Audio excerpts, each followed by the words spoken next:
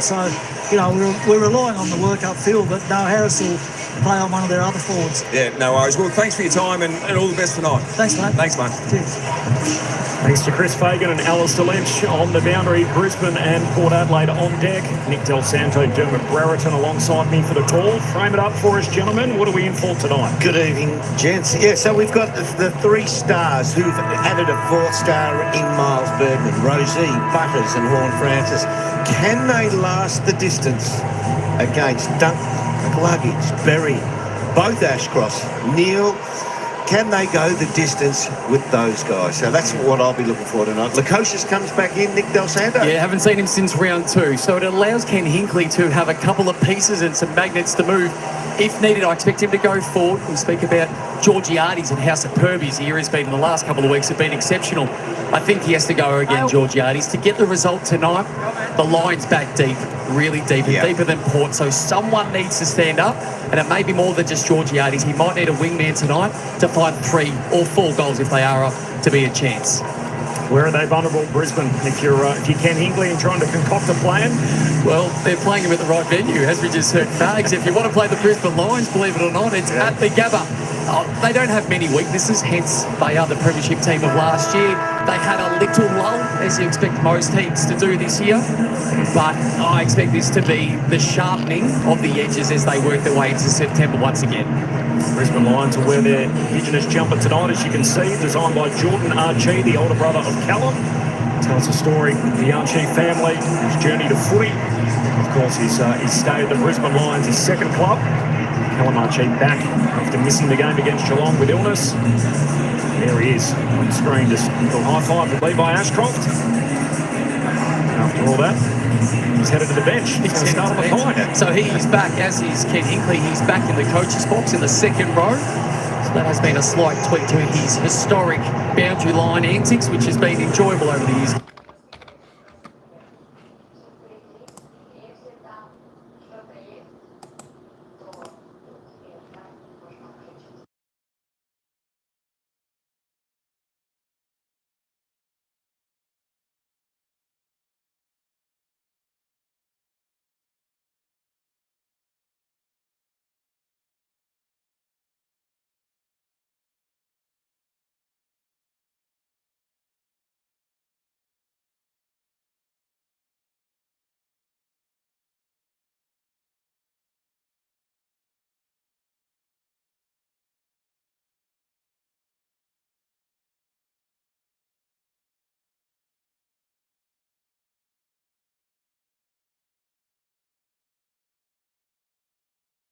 Improved player and the best move of the season.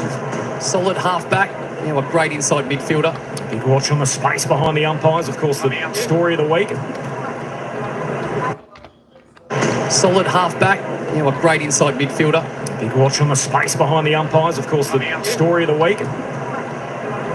Well, bobbles around and DDJ grabs it, kicks it forward for Port. They get a mark on the end of it. Georgiades flies, gets a second look.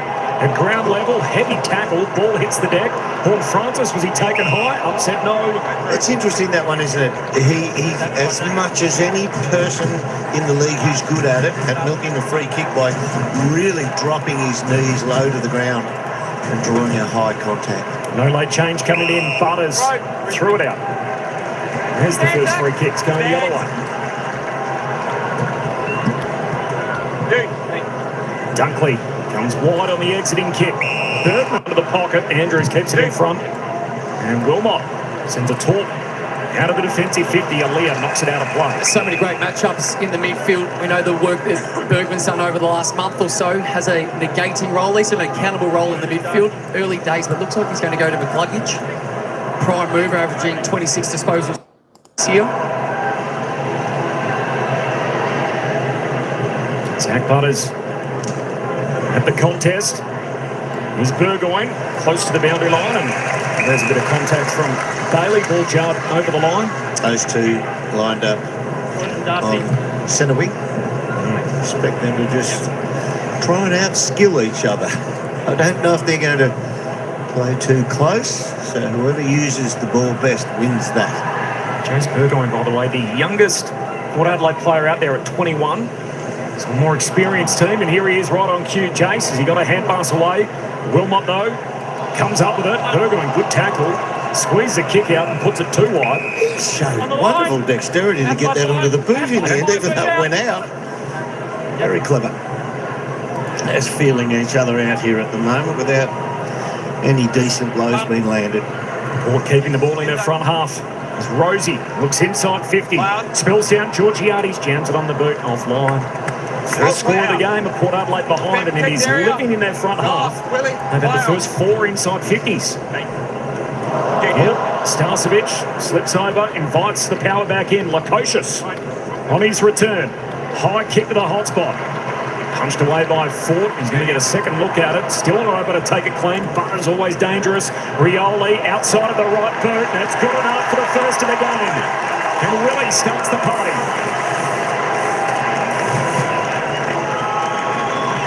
Low intensity around the footy there once it hit the ground. You've got a good 2 steps in here. So watch where Rioli comes from. He ambles in. It pops back to him.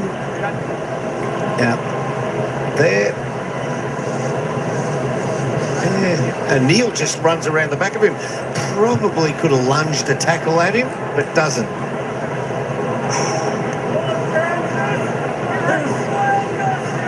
Well, it's great creativity outside of the right foot.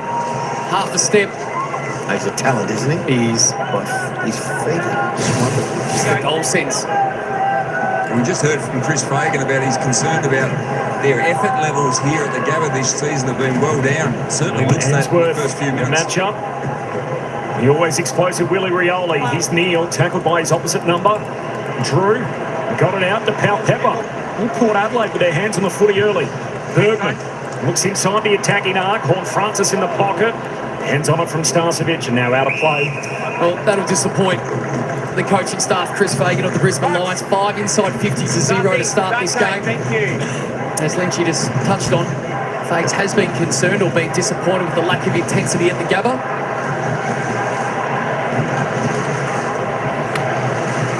Vicentini, hands on it. Neil trying to usher it out. Here's Loman. Met Pal Pepper. Heavy tackle. Now Rosie locks up Starcevic. And Port Adelaide look on. Great tackle, great decision. Pinned the arm, so he was standing when he got the arm pinned, so he can't really do anything except try to drop the ball to boot. Very long player. And Rosie's got it wrapped up. Yeah, to be happy with this start as a Port Adelaide fan as he kicks into the pocket. Georgiades. What a grab. It's a good start, isn't it? Alistair Lynch, while he goes back to line this up, once again, Oscar McInerney named as an emergency. Darcy fought the premiership ruckman ahead of him. Where's Oscar at? Yeah, Oscar's just struggling with his body at the moment. Played last week in the 2s and recovered well. Back to that with Lynchy is Power's leading goal kicker this season. With 38 on the year. Georgiades picked up where he left off. Hooks it through. And he's back on the goal kickers list after 5 last week.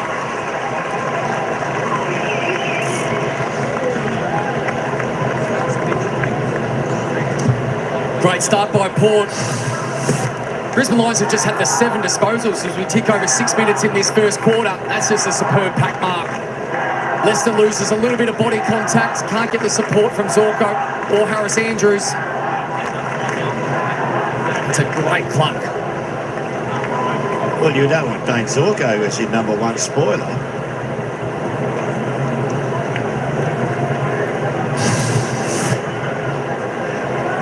All right, here we go. 39 goals for the season.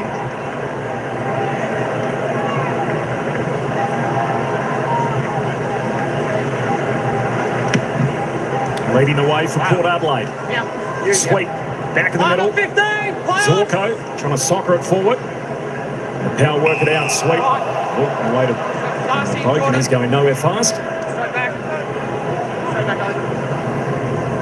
Dream start for the Power. They kick the first 2 goals. And Brisbane caught flat-footed at home.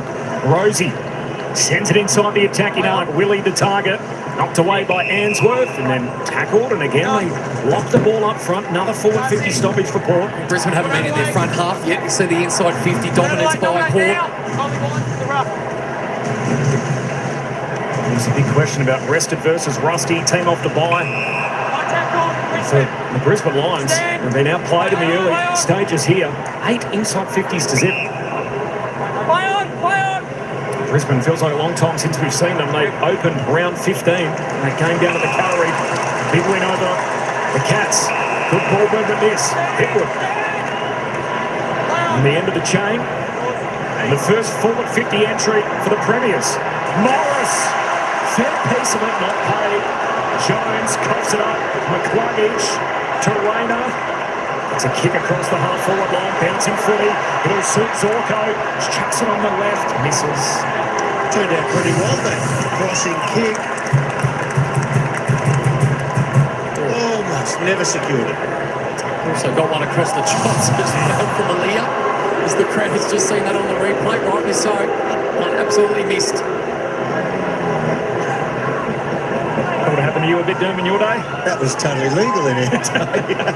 that was a committed spoiling technique. Rosie has to be perfect in his. Wines on his return marks, gives it to Butters. Good run. Kicks up to half forward. This is good ball movement to Lukosius. Hand pass inside. Boat looks back corridor. Too much on the kick. Hipwood. He's worked back hard there to help Eric Hipwood. Run on the off-ball side there just in case that ball got through, which it did. Answorth. A long contest kick to the wing. McCluggage leaps for it. He's going to get a free. Again, Sir Thatcher.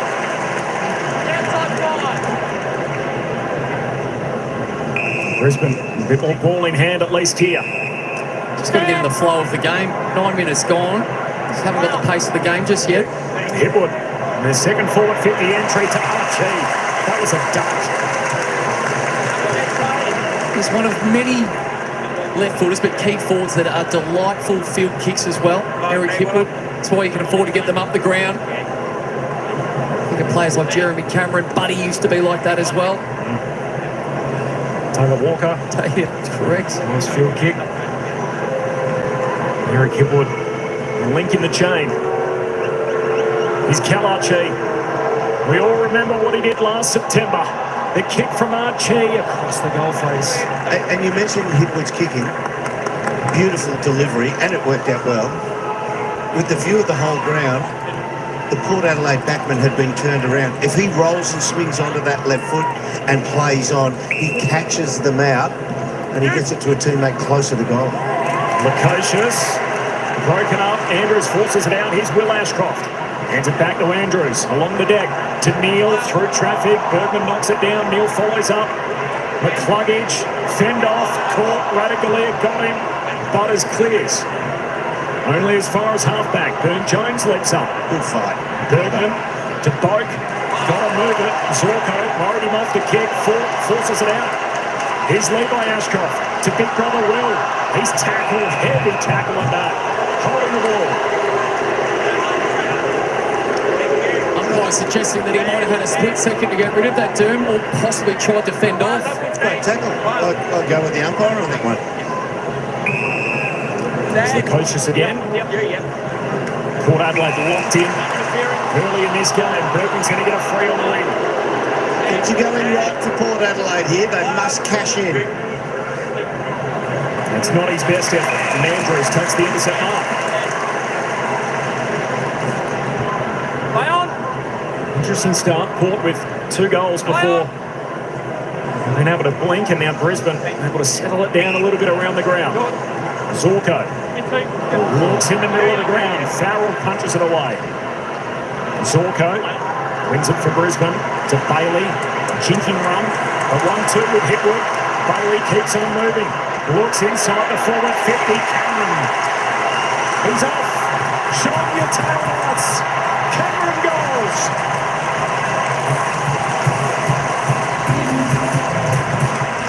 I know hindsight's great, but we forwards love it when players further afield take the game on, take the ground with their pace and get forward of the tackler.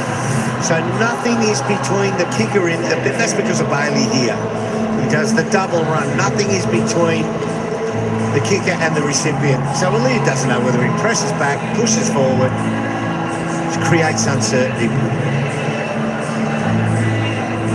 It's a great point, Derm. The defenders are in a proactive position, hoping that there's pressure on the football. As soon as there's speed on the football, the defenders are all caught out by a metre or two. Lee just simply can't get back and re-engage on Cameron too quick. Should have stayed in the contest, though. You're never missing them playing on like that, but you can miss them set shots. And sing-along continues. That's a good call, Durham. I'd be making him at the shot from 25. Yeah. Because he has been very jittery this season. It's a great vibe. Home game at the Gabba.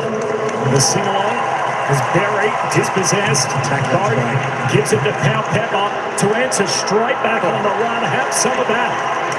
Pull her on early. Well, look at who kicked that, but let's put that one down to superior tackling. That was fantastic. The pressure. Oh, I wonder the baby at home somewhere. Yeah, the pressure by tackle here was fantastic. One gets to it, two gets to it. Spillage, goal. Just looks like Vizentini's limped from the ground with his left knee. It's already heavily strapped, but he's struggling in the hands of the doctors now.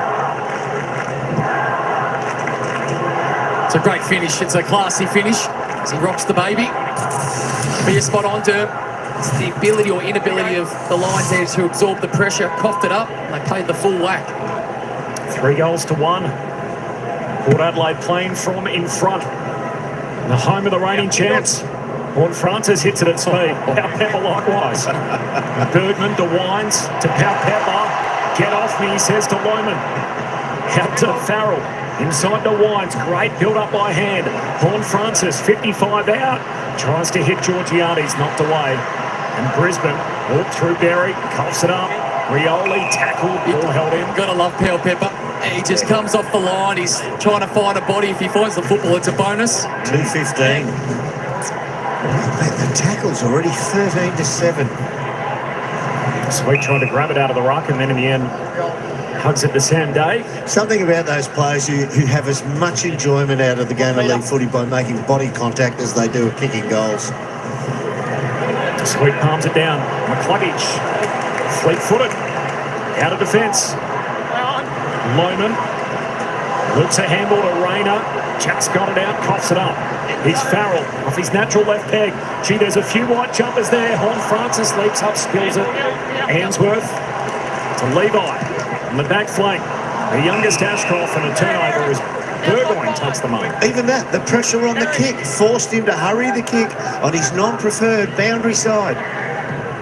Socks up like his old man as he kicks into the forward pocket and looking for Horn Francis knocked out of play. So you think about pressure and the ability to compete at contests. So Port +4 contested possession. They have been the worst team in contested possession this season. And also the tackle count, 14-7 in favour of Port. Means the ball is locked in their front half, repeat entries. Should have to Peter Burgoyne. I'm sure you would have crossed paths with him, Yeah, Del. Never saw him. He was too quick and too nimble on his feet. He was a delight to watch. Absolute delight. Ball use was exceptional. Chasing number 7 this year as well. His dad wore in that premiership 21 years ago. Pau Pepper to Rioli. Back to Burgoyne. Looks inside the forward 50. Broken up. He's, Richards trying to collect, and a contact from Ainsworth. He got a little left-hand backhander there. After the free kick's given, Ainsworth's just thrown out a little left-hand backhand there. Let's have a look at the bottom of the box here. Knee to the side of the head first. There. Farrell trying the home run drop pump. It's offline. In the end, this is the whole set.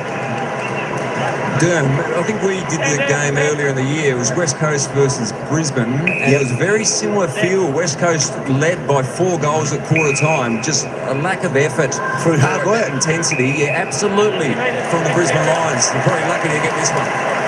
Release the pressure. Lynchy, they've been struggling to get in their front half. Just the 4 inside 50s. That's a let off. And it feels that way, Alistair. Same again. Oh, absolutely. Very similar. So they've just got to impact the scoreboard now. McCluggage into the forward pocket. Rioli knocks it out of bounds. Did very well. Remember that game when she so 4 goals at quarter time, 4 goals at half time. Jordan. There's the lead for Brisbane against, for West Coast rather, against Brisbane, and there's Dante Vicentini. Still unsure. Sweet, goes it alone for now. Bailey hits it at speed along the ground. He got it. He can make it talk.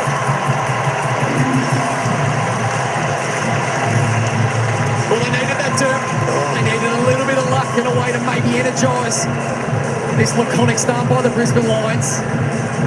Now, the first piece is his ability to find a tiny bit of space to even have the shot on goal. And then he gets the most fortunate bounce. So the ability to cut through, pushes Willem Drew out the way. And a lead couldn't tap that over the crossbar. They could do without the Aussie bowlers in West Indies this evening. Reckon that's hit a crack to. Remember the one Will Langford kicked in 2014, a dribbler like that would bounce the man on the line. Ollie, let's go. So Jordan Sweet, possibly the only ruckman or genuine ruckman for the remainder of this game. He's going to have his work cut out. Hugh Jackson is the sub for Port Adelaide, so hardly a like for like if they do lose Vicentini. And Jackson is warming up at the moment. It's Hallister, so long inside 50 go the lines again. Zerk Thatcher had a play on it. Leah trying to hold it in and attracts a crowd. Speak about Hugh Jackson, just 182 centimetres, so I'm tipping he's not putting his hand up and saying, I'll give him a chop out in the ruck if you need me, coach. Jordan Darcy. He's shown a bit when we've seen him previously. Perry took on the tackle and lost. Willem Drew gets the free. He tried to go through the same channel that Zach Bailey went through on the last snap at goal. Drew highlighted during the week too, along with Zach Butters, as players with 3 fines already for umpire contact, so we'll keep a close eye on them around the stoppages. And Leah trying to thread the needle through to Farrell. It opens upfield, as you can see. Poke to Sweet. And here's Butters. He keeps on moving. What a star he is. Looks inside 50 and a good intercept. Fletcher has not missed since debuting. Rayner entangles himself from Farrell. Brisbane moving now. Berry. He's got support. Sweeping Polyfarmer, hand pass to Dunkley. Feeds it inside. Bailey for a couple in a row. Puts Brisbane on top.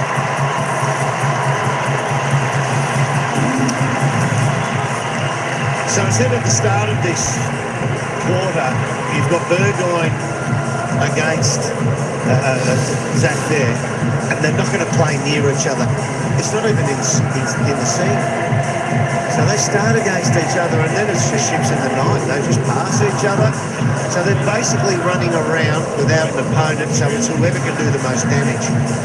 And at this point in time, it seems like Bailey is winning that.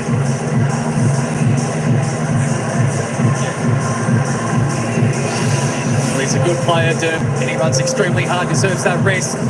So the risk with that scenario, as you say, you speak about who causes the most damage. If offense wins, that is more damage than ever rebounding off the half-back line. So you need to be extremely delicate when it is time to go and impact as a half-backer and when to do your primary role as a defender. That strapping's coming off, which I don't think is a good sign. Butters gets it going forward. Well trapped by Pogue. Feeds Bergman. Tumbles a kick goalward and Starcevic. Brisbane found their groove here after a slow start. Burgoyne wrestling with Ford. Oh, just tossed it out. Rioli. So skillful. Finds Pepper. Just a little half dummy going inboard to get his man jumping, and then he just shimmies to the outside. Literally kicks it under the smotherer's armpit. That's a pure footballer, isn't it?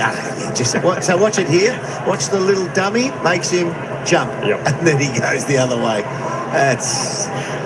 we use, as commentators, we use that word craft too much. But that is seriously crafty.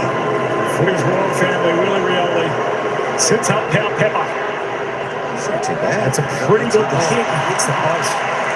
All right, down. It was tracking. Into the woodwork. Scores level. I feel like Brisbane's Maybe the one that's fortunate right now is Zorko goes straight down the middle of the Gabba. Short way home. Malia trying to keep it up front. Punches it back. Andrews. Away to Will Ashcroft. Head pass to Starcevic. Heads wide with the kick. Brisbane with the numbers. Jones outnumbered. Finds the safety of the boundary line. Have a look at Dante Vicentini. Knee on knee. And just pulled over on the...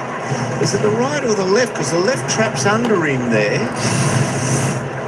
I think they're looking at the left, weren't they? Yeah. It did appear when he was on the sideline, Derm, they were assessing the left leg, even though the right has a lot of strapping on it too.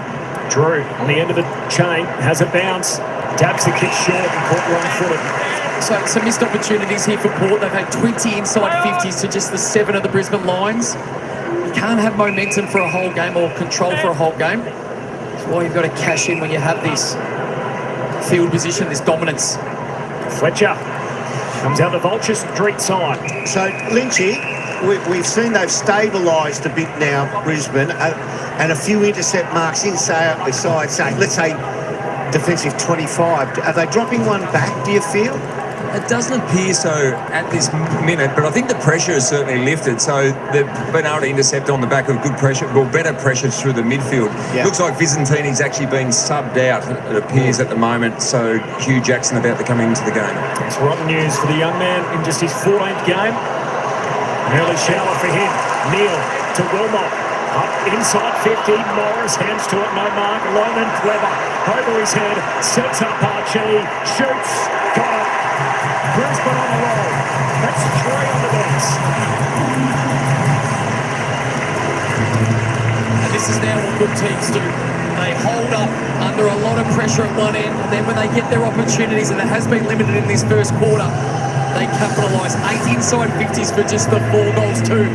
And here comes the craft. Here comes the game awareness and a little bit of flair from Loman as he cops one across the ear. But that's just a fantastic finish. So Port defenders, not under a lot of pressure, but when the ball's been in their area, they have conceded far too many already in this first quarter. It's hard to say whether that's a throw or just a really good handball term, but... It's clever, but he threw it. But it's clever. It's disguised well enough that the umpires cannot... Oh, that's sad. Yeah, the kid's making his way and doing really, really well. A lot to like about his ruck work. Ford back at the centre bounce. Will Ashcroft got it out. Neil, McCluggage, Zorko, prime movers all involved. Sin can't quite intercept. Bailey got rid of him. Back to Zorko. Runs past him. Hand pass up to McCluggage. Brisbane dangerous inside 50. Archie broken up. Birdman critical hand in there. Loman back to McCluggage who put it in to begin with and Dobson. 4 unanswered. So testing times now. So we saw Port Adelaide dominate with field position and get a little bit of a score, but they didn't get what they deserved in terms of how much they had the footy. So the heat's reapplied to them now. Can they stand up again? Can they come back to the table, take it their way and score against the flow of the game?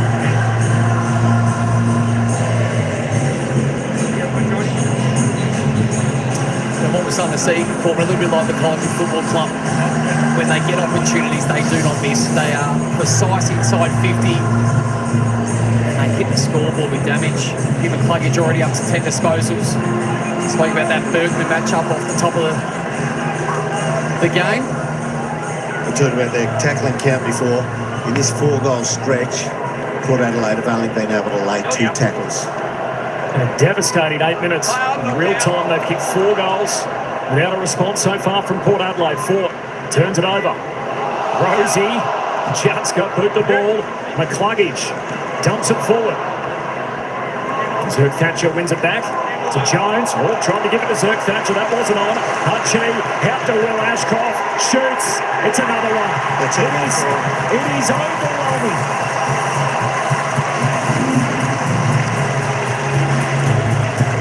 Just too hot for them, Nick.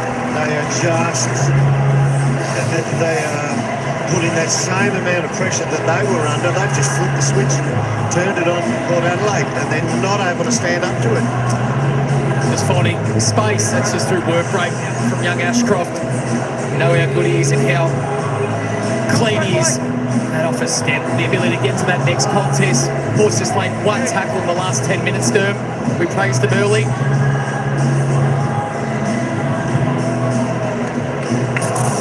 Here we go, set yourself up. Now the ball goes back to the middle, and you're looking at your midfield from Port Adelaide. This can't come out. It's got to be a secondary at worst. On a way to lock this in, slow down the game for the last 4 to 5 minutes. In that last 10 minutes, almost twice as many touches. In that time, they've kicked 5 unanswered goals. And the Premiers with a scary statement here after being challenged early. Dunkley up to meet it, takes the mark, looks into the pocket. Hitwood, juggled effort. Morris inside. Archie put the ball up to meet it. Cameron dragged down without it. Won't matter.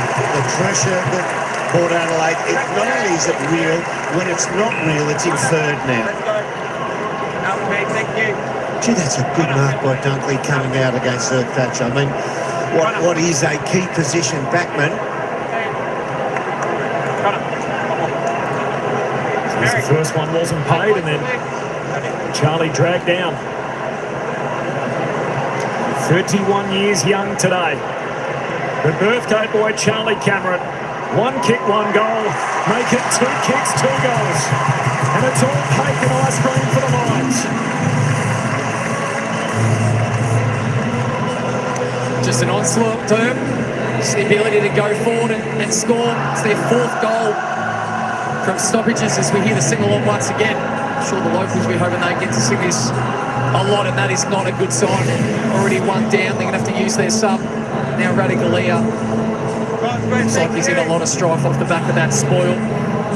In that marking contest, it got up very slowly and then walked from the ground and just been assisted by the doctors, but it looked like he'd resigned himself to the fact that he's out. So that's not good news for Port Adelaide. It's been a bad 10 minutes, but Radigalia has walked from the ground and shaken his head and looked very disconsolate at the moment. Looks like he's probably out of the game. Something that started so positive. What a 12 minutes. They lose Vicentini, Radigalia banged up, and 6 goals through the other way. Big tackle from Butters, Burn Jones inside 50. An intercept mark for Andrews. So all the key movers involved now for Brisbane. 10 uncontested marks as well in that 12 minutes you're talking about, Robin. They're controlling the ball, they're controlling the stoppage, they're controlling the contested possession, make that 11 uncontested marks. Contact. Free kick through the midfield, so they're going to gain an extra 50-odd metres for free. Against Darcy Burton-Jones on Logan Morris, 80 metres off the ball. So, Alistair, we're seeing pictures of Sava Radigalia now. I mean, people say these blokes get paid highly. They do. But it means the world to them to be able to be out there. Yeah, he looks absolutely devastated on the bench at the moment. So I'm not sure what the injury was. We'll get that information to you hopefully at quarter time. But yeah, he's very disappointed with what's just happened. Now the concern is they're down 2 talls. So they need a backup ruck. Ollie Wines has done that in the past. He had 1 go at it earlier this evening. Sweet. Grabs down the ruck, tried to feed Butters. He becomes tackler on Neil. So the only piece that probably pops up straight away is the Lukosius move, whether the ball has been going forward for the last 10 to 15. Can they roll him back just to lock it down to get through to quarter time? It's all out attack at the moment for Brisbane after a slow start, would you believe? First 12 minutes, we're thinking, oh, they sleep at the wheel, conceded 3 of the first 4 goals. And They were. Yeah. You look at the score now, and in the blink of an eye, it's a 4-goal advantage. The Lions are humming. Out it comes, Bailey gives it to Will Ashcroft from a tight angle. Just the saver from Sir Thatcher. He knew exactly what he wanted to do there, and he almost succeeded. He almost succeeded and got a bit of feedback from his teammates at the top of the square. Eric Hitwood wasn't thrilled. I'm not happy. Jones Too far. You say to Eric, you're up by 25 points. Life's okay at the moment. Says the old full forward. He's already got 1 Goal of the Year award. Will Ashcroft. Come on. Pile up a contender. No one on the mark. Take the ground. Zorko crowded forward 50. Dunkley the target, punched away from him and out of play. Here's Lockie Jones. The travel call, ran too far.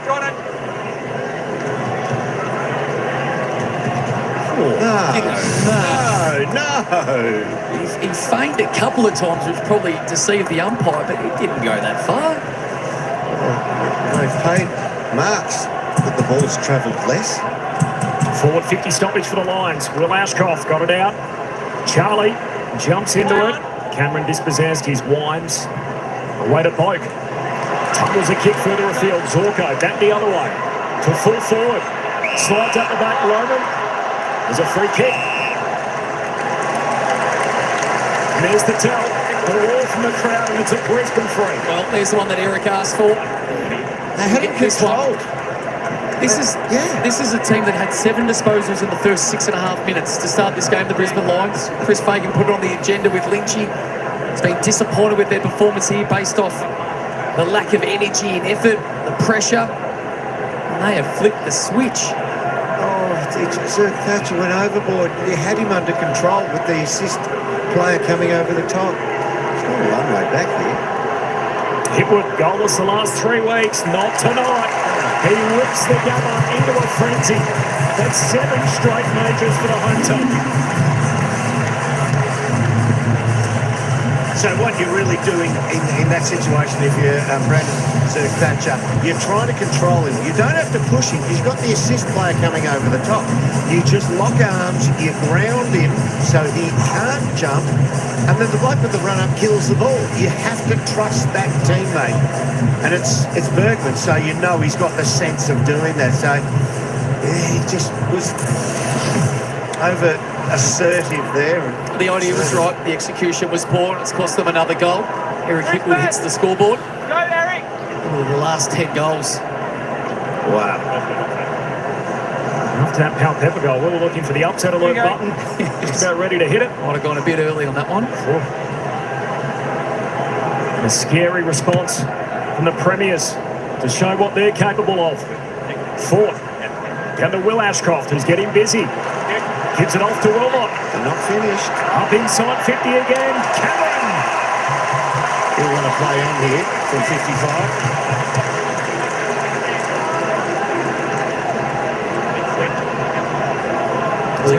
Yeah, he's looking at getting it, proving a little lead up.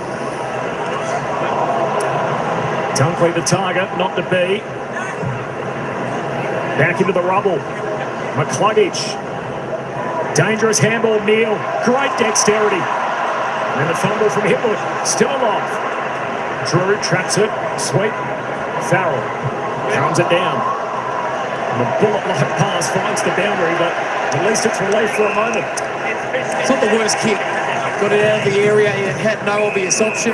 Just kick for touch. Set up behind the football. 12 seconds.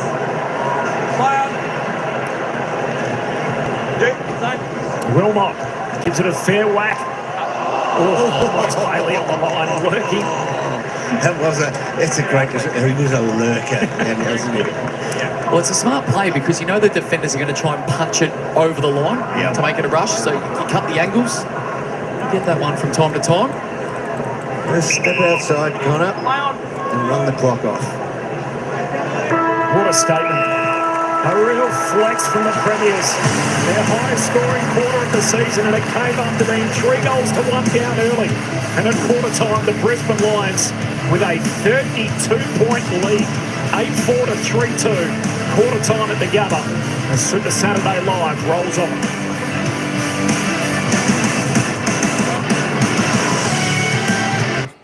Wow, holy moly, what's going on here? How else do you describe this game? Hey, shout out, want to say good day to the few. TRXNT, shouty, how you going? Hey, Emmanuel, what's going on, Squire? ET, Albert, in the house. A WA footy kid, shouty, how you going? The famous Sheila May, cheer, make a love shout out. Good to see you in. Thanks for coming in, boss. Icy Man, how you doing? What's going on, B3? I tell you what, Wait until the third quarter before declaring. I tell you what, that was just an incredible first quarter. One of the more incredible first quarters I've seen in a long, long time. I tell you what, Port Adelaide came out of the gates running. They looked like they were going to leave the Brisbane Lions in their wake, but as I said in the comments, Port Adelaide's entry into their forward 50 was absolutely horrendous. They were smashing Brisbane early. All they had to do was hit targets, and Port Adelaide could have, easily gone 4, 5, 6 goals up. Easily. I know they had 3 goals too, but they had about 4 entries where they should have hit targets, rebounded down for a Brisbane Lions goal. Holy moly. And then Brisbane Lions, bang, bang, bang, bang, bang, bang, bang. My God, can you believe it? Brisbane Lions absolutely on fire the second half of that opening term. That was a quarter and a half, folks. I tell you what, that was a very contrasting opening term. We're at one stage, as I said, we thought this is all Port Adelaide's night, and then in a flash of an eye, a twinkle of the stars, it all turned, chopped and changed around, and then Brisbane has just taken over this match. And I tell you what, that is the Brisbane that is so dangerous to every other opposition. They look pretty good in the second half of that opening term, but wow, what a game. Can Port Adelaide regather their thoughts and get back to it, just slow the game down, stop Brisbane's run and get Port Adelaide getting back on top. I'd love to see a close game here, because I think it could be and it should be. And we deserve a close game here at the Gabba between these two sides. But 32 points the margin, a quarter time to the Lions. You could never have picked this, folks. Right here, you could never have picked it. Right here, when Sam Powell-Pepper put the third goal on the board for Port Adelaide at the 13-minute mark.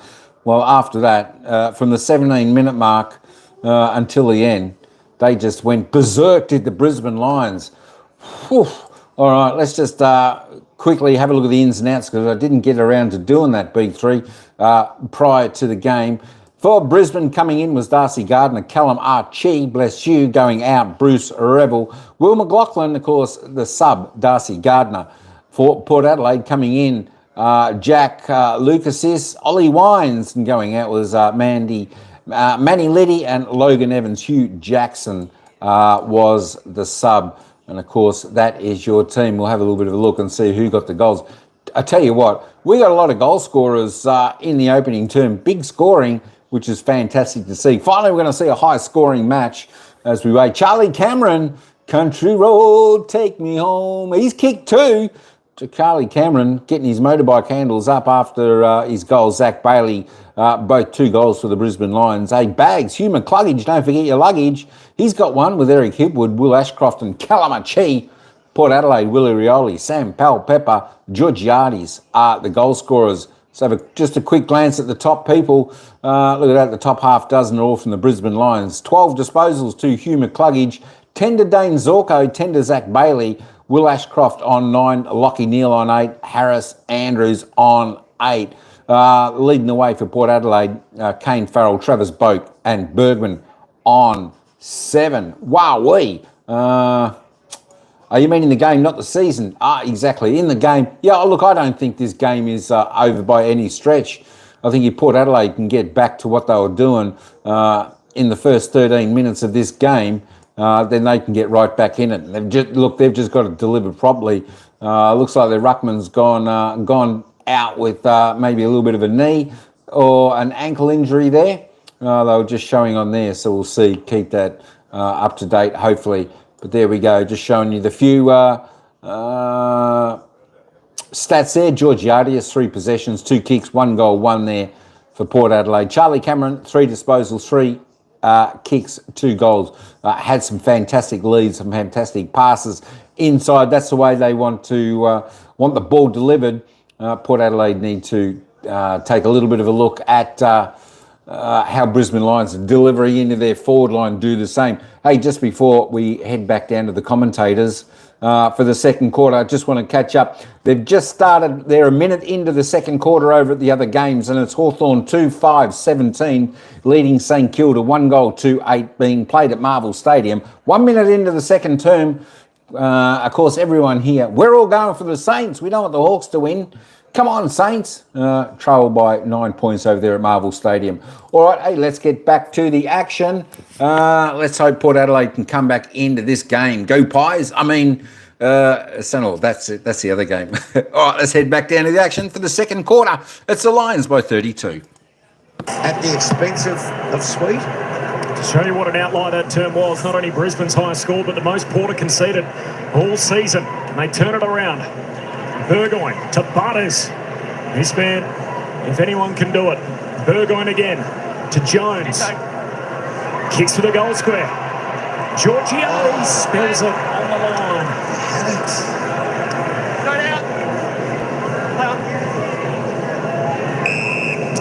Be interested in the rear shot of that one. He probably knew that was going through because he's so close to the line. If he was in the goal square, which he appeared to be, he'd have definitely known that's going through. RC's, no, he didn't start in there, so he's come back over it. You're not looking at the down at the chalk. So, yeah, forgive him that one. Obligated to go for it. Oh, big climb Morris. Not quite on the way down. Drew to sweep. Now Neil bowled over. Jackson fresh on the ground. Laying to hip and shoulder, but Zorko wins the footy. To Morris and out of room. And I think Ken will be disappointed with the drop-off from the first 15 minutes where Port were going at 214 pressure rating. And then for the remainder of that first quarter was 167, so a huge drop-off. That low. But part of that is also the ball movement and the uncontested style of the Brisbane Lions just didn't allow Port to get to them. They love those uncontested marks, don't they? That plays into their DNA. Port work it back to the middle. Jones from Burgoyne and now Farrell back to Jones. Away to Rosie. Oh, he's mishit that handle. And a little tough for Aaliyah. Spun around, worked it out. Oh, missed his intended target. Bergman trying to clean it up. Charlie, great pressure. Lays the tackle, wins possession.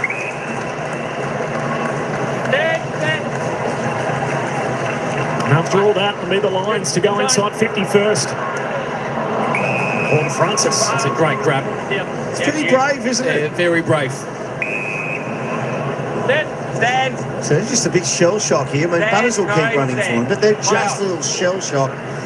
They'll probably look at ball retention here now. Just go very short, try and hold on to the footy rather than put it into a situation of contest again where they'll get knocked over. You're right, Dern. Butters was the only one who was running across the ground to provide an option. There was nothing down the ground. Contest kick to the wing. Andrews leaping up, Leicester. And they win the contest. Up the wing, Archie. Going to smother it. Neil looks up front. Kick goes wide, half volley. Couldn't trap it, Morris. It's had an almost night so far, Morris, but it's not as if he's not getting to the right spot. It's not as if he's not trying hard enough yet to get on the board with any meaningful score, but he could still come home with a 4 or 5 here. 5 the last 2 outings. Logan Morris, youngest player in history to have achieved that. 5 in consecutive weeks. Pau Pepper.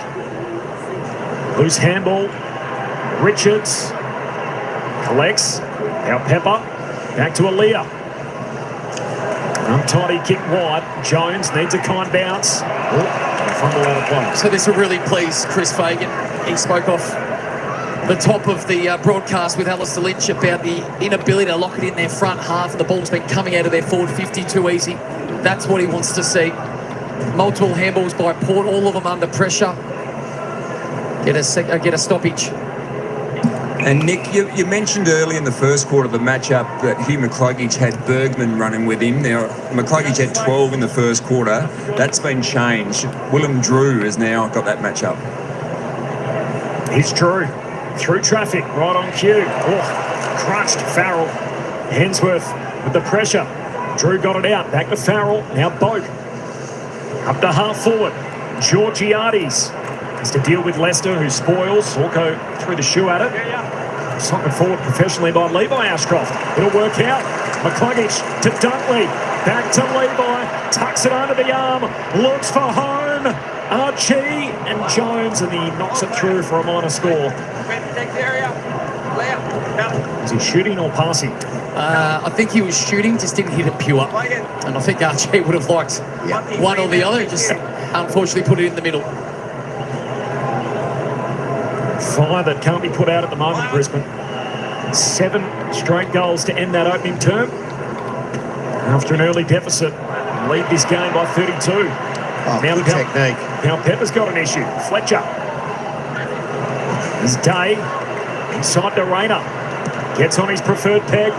Into the pocket. Oh, Neil almost took it on his knees.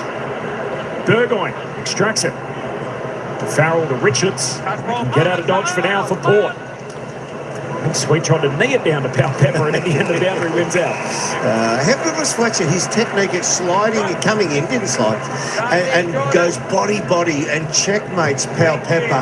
I mean, he's a bull of a body himself, Sam Pal Pepper, so he didn't really get moved off it, but the technique was first class. Sweet down to Rosie. Slick hands, Pal Pepper. Off the back flank, the 1-2 with Jones. Mount Butters. Oh, jinking run, slips Cameron. Port Francis to Farrell. Port over halfway. Now for the entry. Georgiades running back downhill, not quite. That's his second of this quarter. Georgiades should have taken both. And Horn Francis is one of many players that can get a little bit more of the football. Just had the 5 disposals. He's been gobbling them up all season. It's the clearance game, so that's one area that they are controlling. 5-0. Just not putting that on the board. Forward 50 stoppage here. Can it all combine? True. Forces another. Just when Hugh McCluggage thinks that he's burnt off one opponent, he gets the next best in Willem Drew, who does this job very well. He's done it for years. Sweet hooks it down, Neil. To Bailey, to McCluggage. Out he comes to the centre square. Bergman knocked away from him. Cameron Clever. Now Archie. Spiral. Heads forward. Morris. Got to deal with Zerk Thatcher. Boundary line approaching. Morris keeps it alive. Paddles it out in front.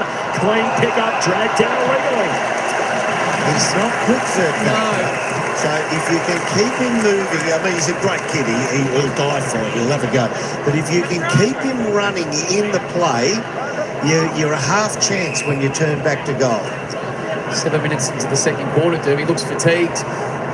He's never been quick, but he's got judgment. He's brave in the air. Just about every player on the ground inside Brisbane's forward 50. What a mark, Dunkley! That's 2 key forward type marks from a midfielder, just taking a bit of heat out of the game for himself by starting out of the goal square on several occasions. Midfielders who can go forward, Nick, and catch it like that. Worth their weight in gold.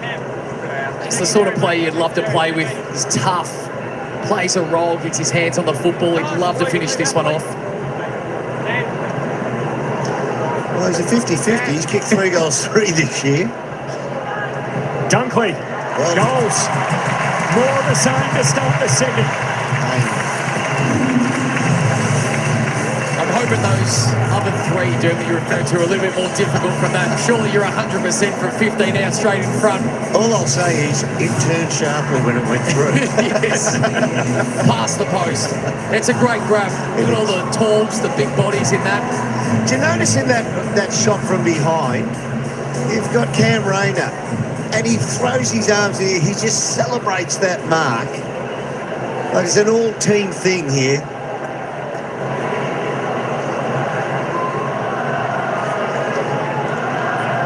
It's a great point to celebrate like he was one that kicked it, the team's success.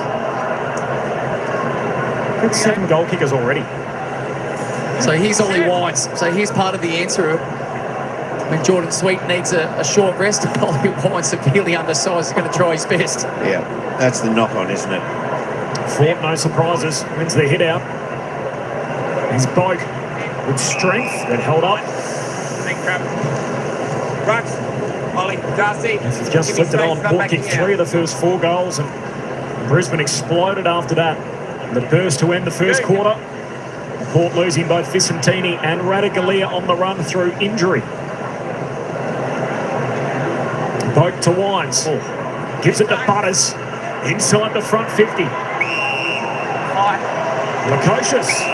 He's going to get a free. And that's really well done by Ollie Wines. We're keeping a close eye on when he's in the ruck. But he held his own at the ruck contest, and he gets back involved at ground level. That can be his point of difference, being the additional midfielder at ground level as well. Yeah, I'm tipping Ollie'd be hard to move off the spot if he plants his legs. Yeah. Ollie's half the size of Darcy Ford, but I reckon he's roughly the same weight, Derb. He's pretty dense. Oh, yeah. To end the run of 8 consecutive goals, precocious Lukosius puts it through. Alice, Lynchy, I've noticed the Lions backmen tend to play back shoulder. We see so much in the modern game what we call assertive football, where they start 5-10 metres ahead. But the Lions play back shoulder. Yeah, a lot of times they do, with Harris Andrews being the floater. So he'll drop off. If he realises his man's not going to get used, he'll drop off very early to support in front of the leading forward. So, yeah, you get that predominantly. And certainly when Jack Payne was there, he's always back shoulder.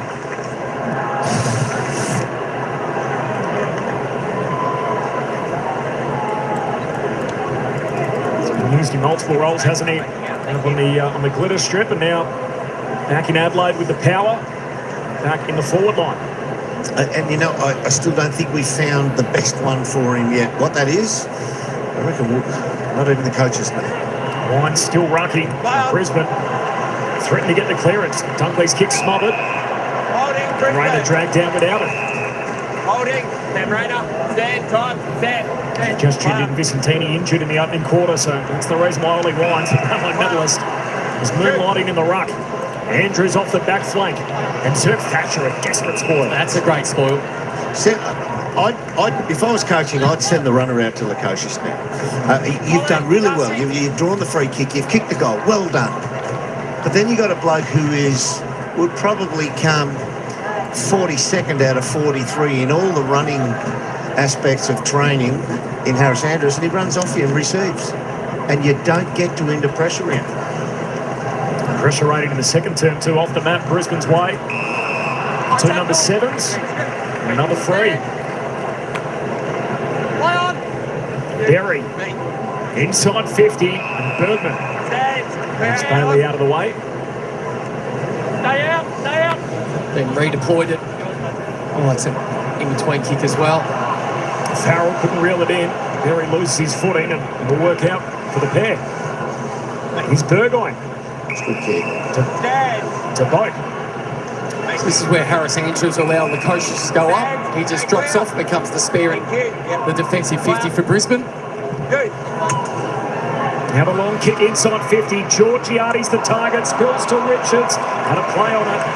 And Levi Ashcroft mops it up to Zorko. A tumble kick. Loman keeps his feet. Sin, great follow-up. Well done. Great tackle. I'm glad the umpires are rewarding these. You pin one arm. As Horn Francis comes laterally. Boat.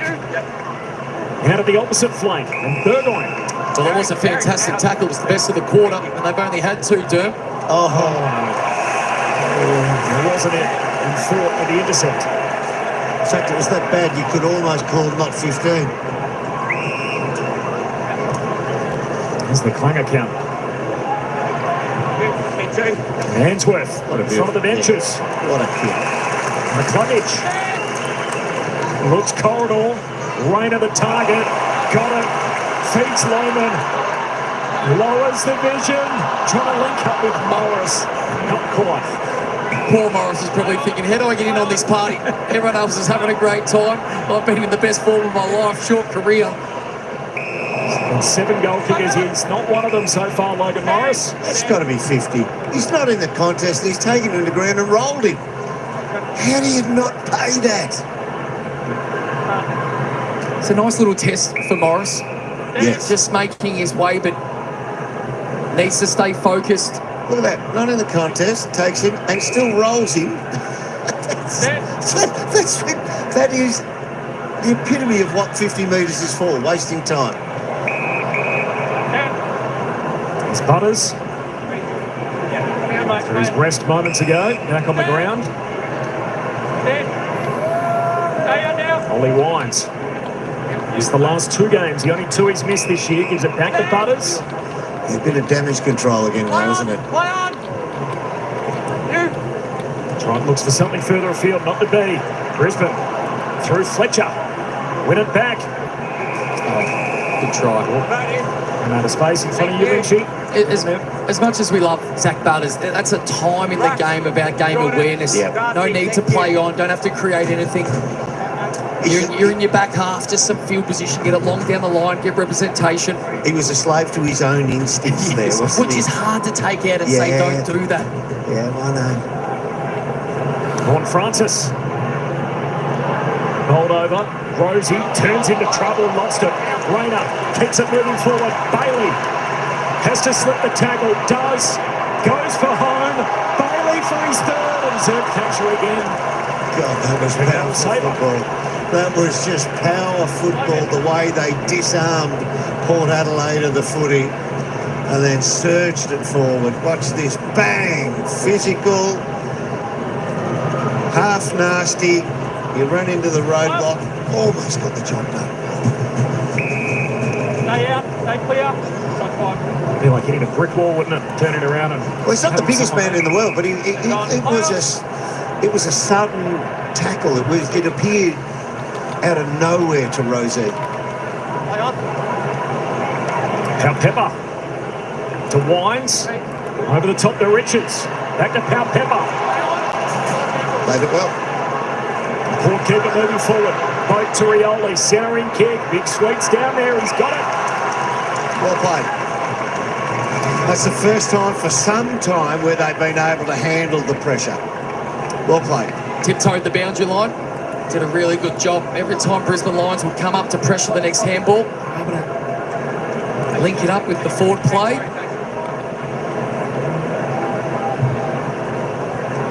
Jordan Sweet just kicked 2 goals for the season, 8 in his career. Lost his support act in Vicentini through injury earlier. He's in for a big night.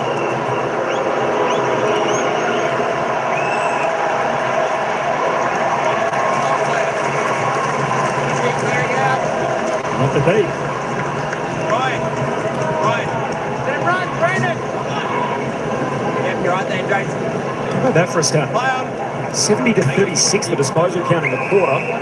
1 goal each. And Brisbane protecting that lead that they opened up at quarter time, still at 32. And for the game, Port still had 3 more inside 50s, believe it or not.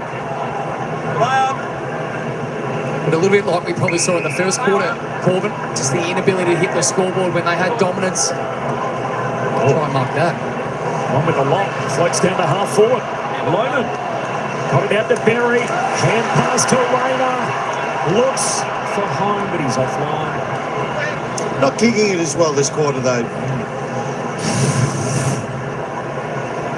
So watch what happens here when he's confronted. Might have got one in the mouth. Yeah, so he was assessed by the doctor just about 30 seconds ago. The doctor had a look at the video, went out and had a chat to him, gave him the all clear, so he stayed on. He's on the kick-out duties. Port score 1 in every 5 from his kick-outs this year. It's a pretty good clip. The Georgiades. Holding. Tackle lingered too long. Problem with this free kick is that Mitch Georgiades isn't ahead of the kick to actually draw the ball and jump at it. Hoping it's Lukosius then that's presenting. He's worked off it. It was Pau Pepper.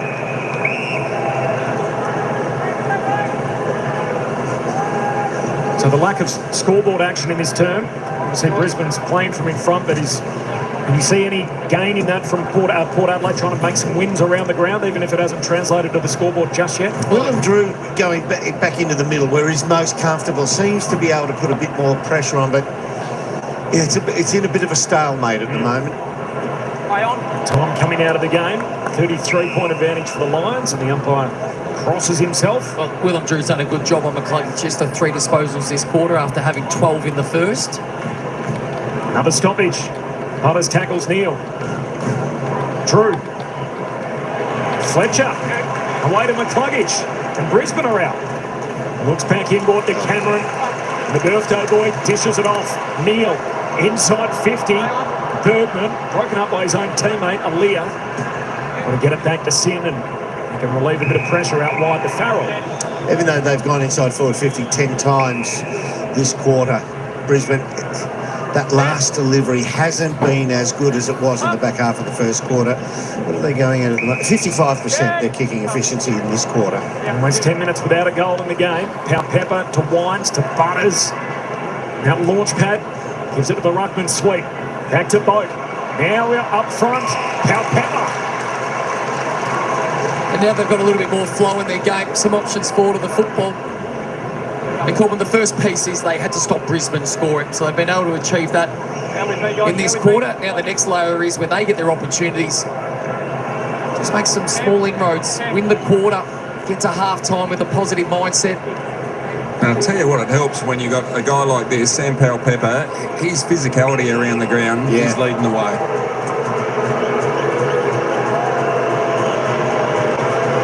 Here's the look at it. Powell-Pepper. It's good. And the Power are working their way back. That is a great point, Lynchy.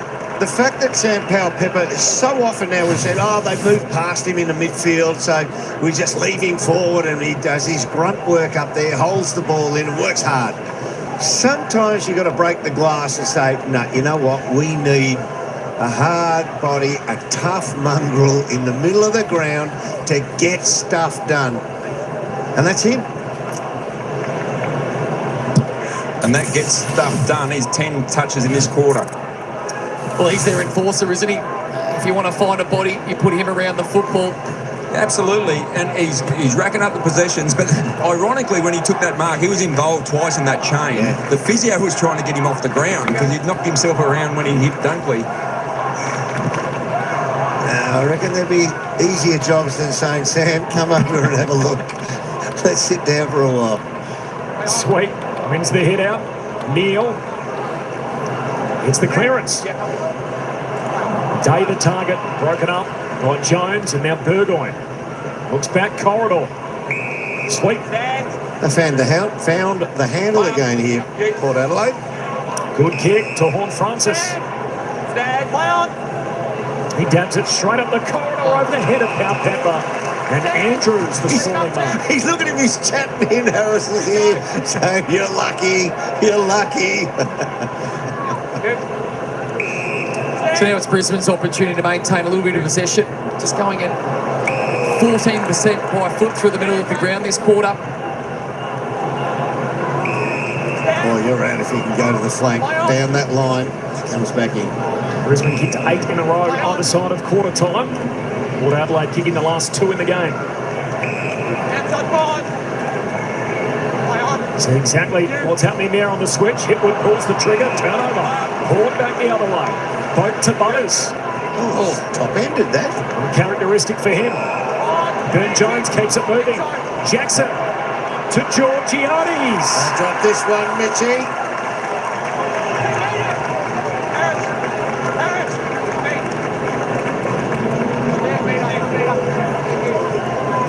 Well, it's the first one he's grabbed this quarter, Corbin. He's missed 2 sodas, one very similar to that earlier this quarter on the goal line. Georgiades has a couple. And the Power found a charging station in the nick of time. Well, it's been a great response. It's actually a really mature response here by Port. Winning the football in contested situations and in the clearances. As Willie cops one across the chops. It's a good kick. It's a... What's his name? The boy who came on... Jackson. Jackson? Yeah, good left foot. It put to advance. I'm calling that's a pass. Absolutely. Yeah. And all the positive things we were just saying about the Brisbane Lions. And the way that Brisbane had played the last 20 minutes of that first quarter, it's gone back to the other side now, where it's about Port and their pressure on the football. There's Miss Georgiades' goals year on year. So he's 4 off But the what he did last year, Derm. The intensity's gone out of the game to a certain degree as well. It's not all high tempo. So, yeah, they've worked their way back in here, Port Adelaide. It's a good way to back up a career year for Mitch Georgiades. Strings 40-goal seasons together. Drew to Horn Francis. They've still got 7 to play after this evening, Corbin. Love the way that young Hugh Jackson kicked that ball. Get the ball in his hands. He's got a raking left foot. It's young Hugh Jackson, as you said, not Hugh Jackman. So I know he's been miscalled a few times, understandably, as Butters goes into the forward pocket. Andrews knocks it out of play. It's not a bad nickname if you're going to grab one right away, or if there's an accidental name. I did ask the club. I said, look, has he got is his nickname Wolverine or something like that? And yeah, they said, no, just Jacko. So you had to explain your joke to them, did you? I didn't think I was overly... I thought we could have done better than that. He's making a name for himself. There's no doubt about that. Hugh Jackson, the way he's going about it. He's Levi Ashcroft. That famous surname gives it to Rayner. Out of defence, Aaliyah. Bailey. Going to get it back inboard. Back to Aaliyah. Port keep it in the front half. Will Ashcroft broke it up. And then wins it back. Rayner. It's a moving forward. And it's an open forward 50 at that. Cameron with space to work in and just tucks the hits of Sim. That is an unusuality, isn't it? Charlie hangs on because of the pace. Just probably caught out of step position a little. Yeah. Lost his rhythm. Andrews, characteristic fashion. The fist punches it out of bounds. That's a nice fist over the boundary line. The game's gone into a bit of a lull, hasn't it? You feel like Port's in control, but they haven't put it on the scoreboard. Yeah, that's what I'm saying. The intensity's come out of it, except for specific moments of in flurry. Dunkley threw a boot at it. Horn Francis extracts it to Drew. Now Pepper. Richards. Not quite. They all go down. Andrews keeps his feet a little casual. DBJ got him. So if you look at this right now, DBJ traces him down because he has to run straight, because on replay you'll see Sam Powell-Pepper came through as a missile to the outside, which meant that Harris couldn't go boundary. He had to step back into the centre. There you see him going through from right to... He was a human missile then. I mean, he's affected the game here right now, and he didn't touch it then. Is to make it 4 in a row for Port Adelaide. Oh, he's the better kicker. He points the margin. It was as wide as 38 at one stage. Well, quarter time, I thought the margin would be around 50 to 70, somewhere around that, the way this game was tracking. So this is an awesome fight back by Port Adelaide. Zorko goes very wide. Andrews. Grab that. It looked like Breno. Oh, Isn't that the juggler over the line? Absolutely. Lechiga in prime position for that. That looked like that's what Darcy Byrne-Jones thinks as well. We just saw that disposal differential in this quarter. Absolute dominance by Port Adelaide. All went through the handball game. Archie up to half forward. McCluggage. Got a play on it. Bailey lurking dangerously. Picked up on McCluggage again, and Jones stops him. 35. This is Mark again in front of Lynchy. Even he knew it the way through his head back. And I guess if they're going to pay him, he'll take him. Good taking on in a game of poker, wouldn't it, with that sort of... Oh.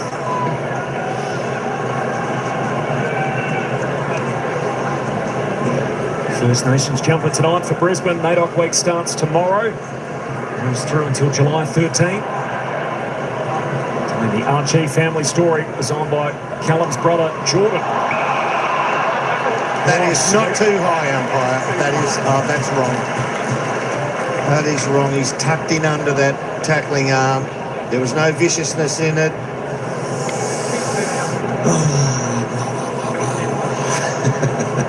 they hurt, don't they, those marginal calls?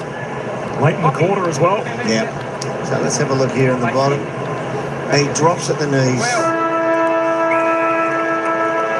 Yeah, you've been aware to those so far, umpires, but not on that occasion.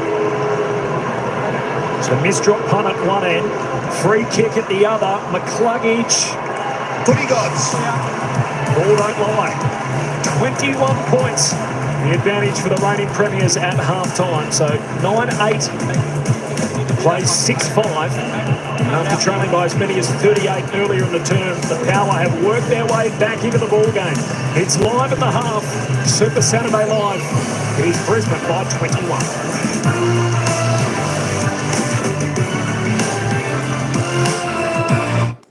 All right, folks. Hey, we'll be back with the commentators. They'll give us a little bit of their analysis on the opening half. A lot better second term from Port Adelaide, although they trail the Lions 9-8, 62, 6-5, 41, 21 points a margin.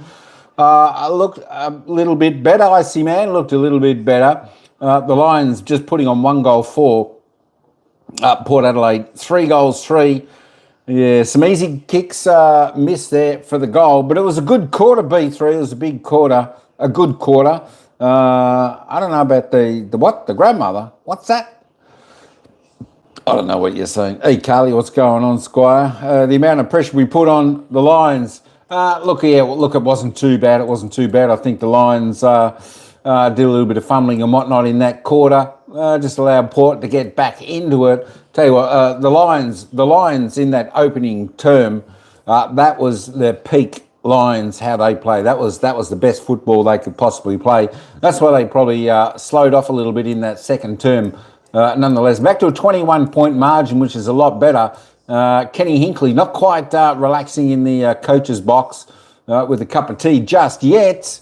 Michaels, how you going? Welcome in. There we go. So, hopefully we'll be in for a good second half. We want to see Port Adelaide come back. We want to get this back to within a goal or two and a good fight in the second half. That's what we expect from these two teams. Should be reasonably good. I tell you what, though, the umpire from my eye is certainly favouring Brisbane Lions tonight. That's why I said in the comments it'd be interesting to have a look at the free kick count because, the Lions, they just seem to be getting a very sweet deal off the umpires tonight. My gosh, that's all I'll say. Hey, let's go and have a little bit of a look at the goal scorers before the commentators come back, and they'll give us a little bit of their thoughts as well, which will only be a moment away before they're back. Sam Powell, Pepper, Mitch Georgiades with 2 for Port Adelaide. Lucasis with 1, and of course Willie Rioli. I tell you what, Willie Rioli doesn't look that fit, but he must be. He doesn't look fit to me. Willie Rioli. There we go, but he's out there playing reasonably well. For the Brisbane Lions, No Country Road Take Me Home in that second term.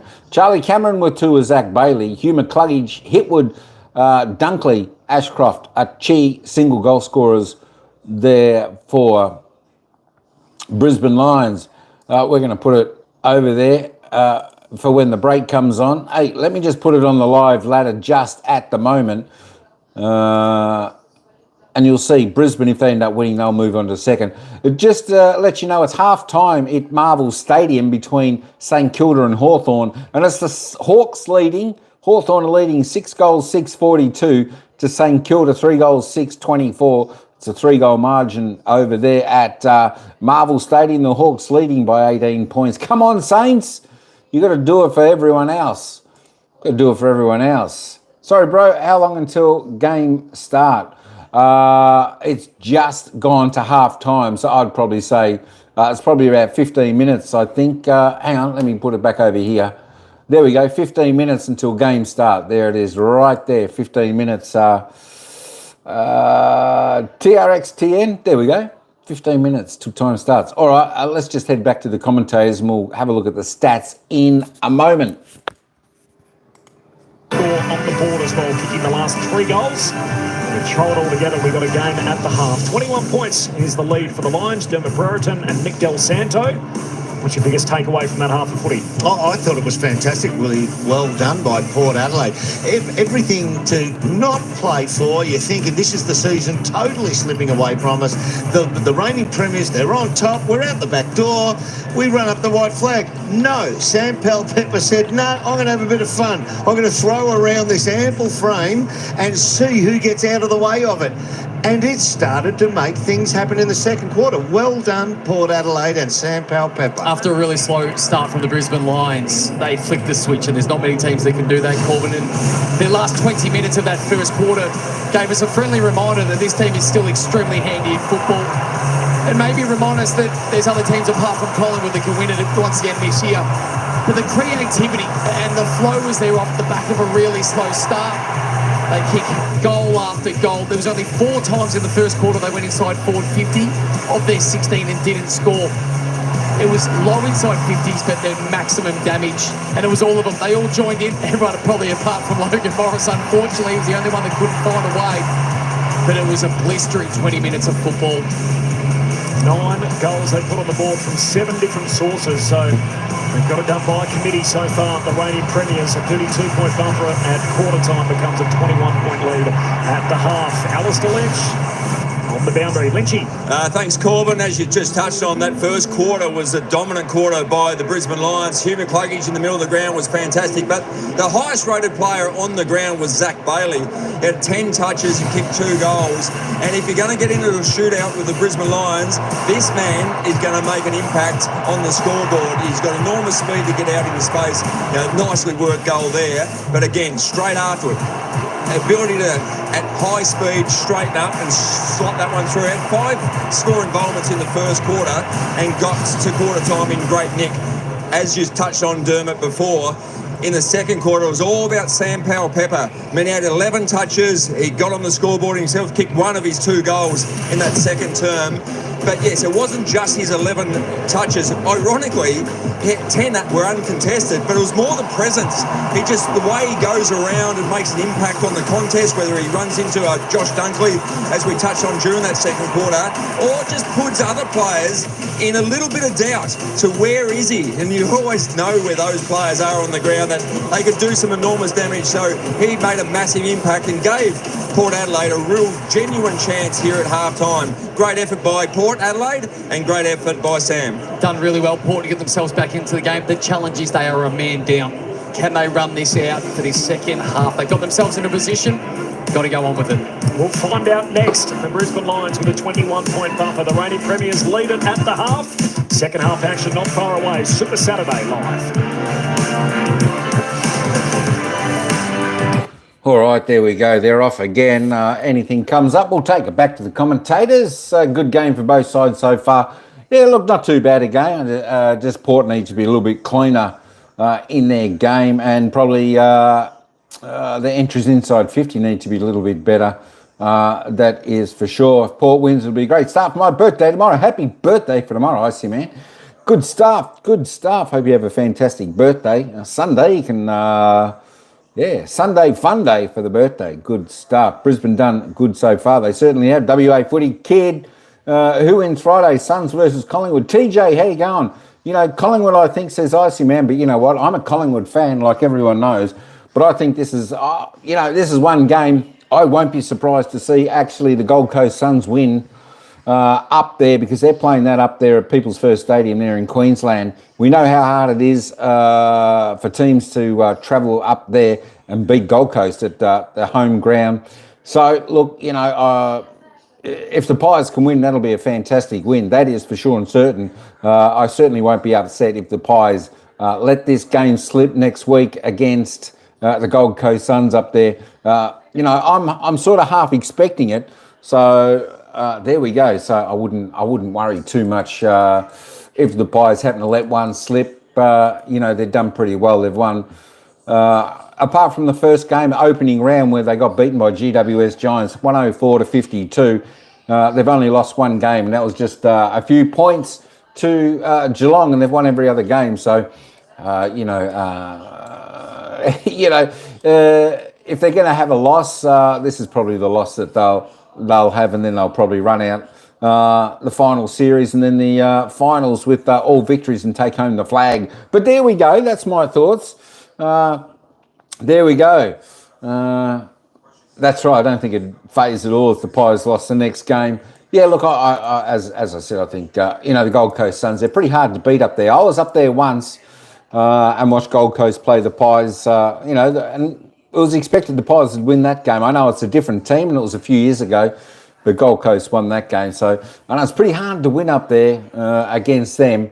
But, I think all the teams in the top 8 will be sort of hoping Collingwood win that game to allow them to have a little bit of a shot. Just having a look at the ladder, you were talking about Port Adelaide. If they win, will that alter them? That's the live ladder turned off. So if Port Adelaide wins this, they'll go up to 32 points. But the trouble with that is they're still 2 games behind, the Giants, etc. like that, and their percentage is terrible. Port Adelaide's percentage, 88.6, terrible. That might as well be an extra game behind like the Giants. What's that, 24%? That's a game. They're not going to make up that type of percentage, I wouldn't imagine, on the run home. So 32, that's still 2 games. So that'll still put them, you would think, 3 games outside of the top 8. Even if they happen to win this, and only 2 games with that percentage, that would be 3. But with the live ladder on, there it is, because Hawthorn are leading that game over there at halftime at Marvel Stadium. They'll jump up into 4th, and Brisbane will stay there in a second position. If Brisbane happen to lose, Brisbane will drop down to 5th. 1, 2, 3. They'll be down into 4th spot. Brisbane, if they happen to lose this, on 42 points, with Adelaide still been playing tomorrow. There we go. Adelaide should win and jump up. So Brisbane, if they win, they'll stay second. If they lose, they'll drop down to 5th by the end of tomorrow. So there's a ladder. But I think even if Port Adelaide win this game tonight, I think it's going to be very, very hard for them to, go forward into regional 5. Yo, Adrian, what's happening? The famous Adrian's in the house. Good stuff. What's going on? Freo 9th. Yeah, there we go. Freo is 9th. Of course, Freo, your team playing Sydney Swans tomorrow. This, you know what? This is pretty much, I was going to say do or die game, but this is a game they have to win. There is no doubts they have to win this game because I think there's a couple of teams playing each other in the coming few weeks. So, as I said, it's not about worrying about other teams losing and your team's climbing. Your team has to win. That's what it's all about coming into the race for the finals. Looking at the player stats, who's the ball magnet? Well, Hugh McCluggage, I tell you what, he's having a ring-a-ding-ding game for the Brisbane Lions. He's really, really going good. One of the best on ground so far, and I think Sam Powell-Pepper's one of the best also for Port Adelaide. 17 disposals for Bags. Hugh McCluggage, don't forget your luggage. Kicked a goal. 3 clearances going well. Sam Powell-Pepper going really well for Port Adelaide. 16 touches, 5 and 11, 4 marks, 2 goals, 1 going fantastic there. Cam Rayner, well, 15, just doing his bit there. Nothing spectacular. Dane Zorko on 14. Zach Butters, 15. Come on, Zach. Lift, son, lift. Port Adelaide needs you. There we go. Let's just roll down a little bit more. That game would be the biggest in AFL history. And I hope one day in my life I see Adelaide Crows and Port Adelaide battle in the grand final.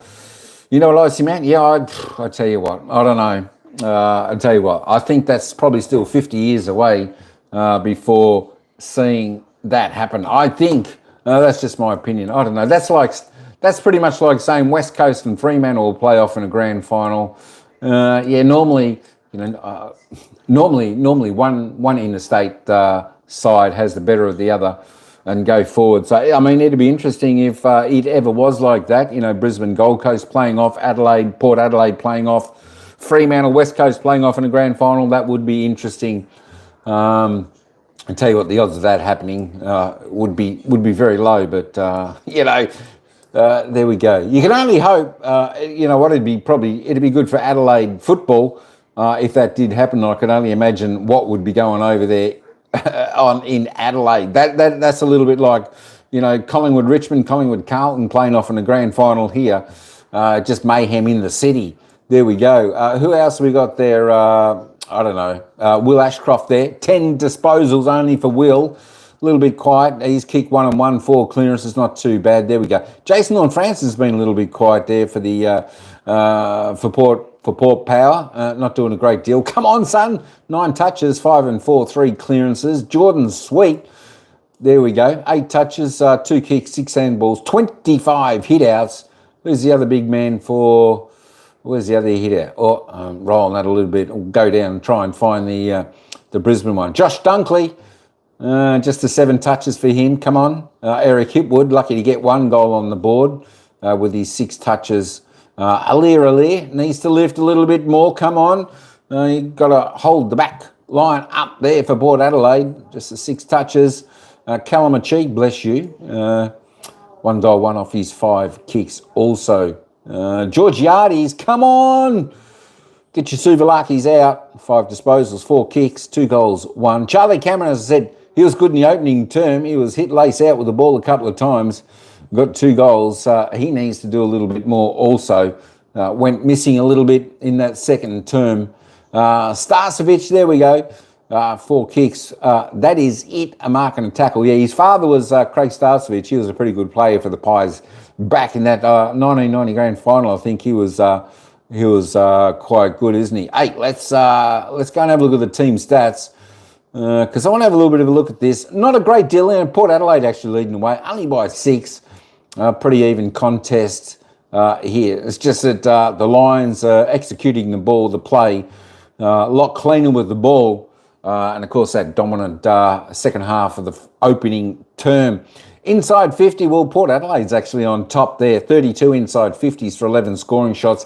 They need to be better than that because Brisbane Lions, they've only had 27, pretty much on season average, 17 scoring shots for their 27 inside 50s, scoring 1 goal every time they go in there every 3 times. There we go, 56.6 their efficiency.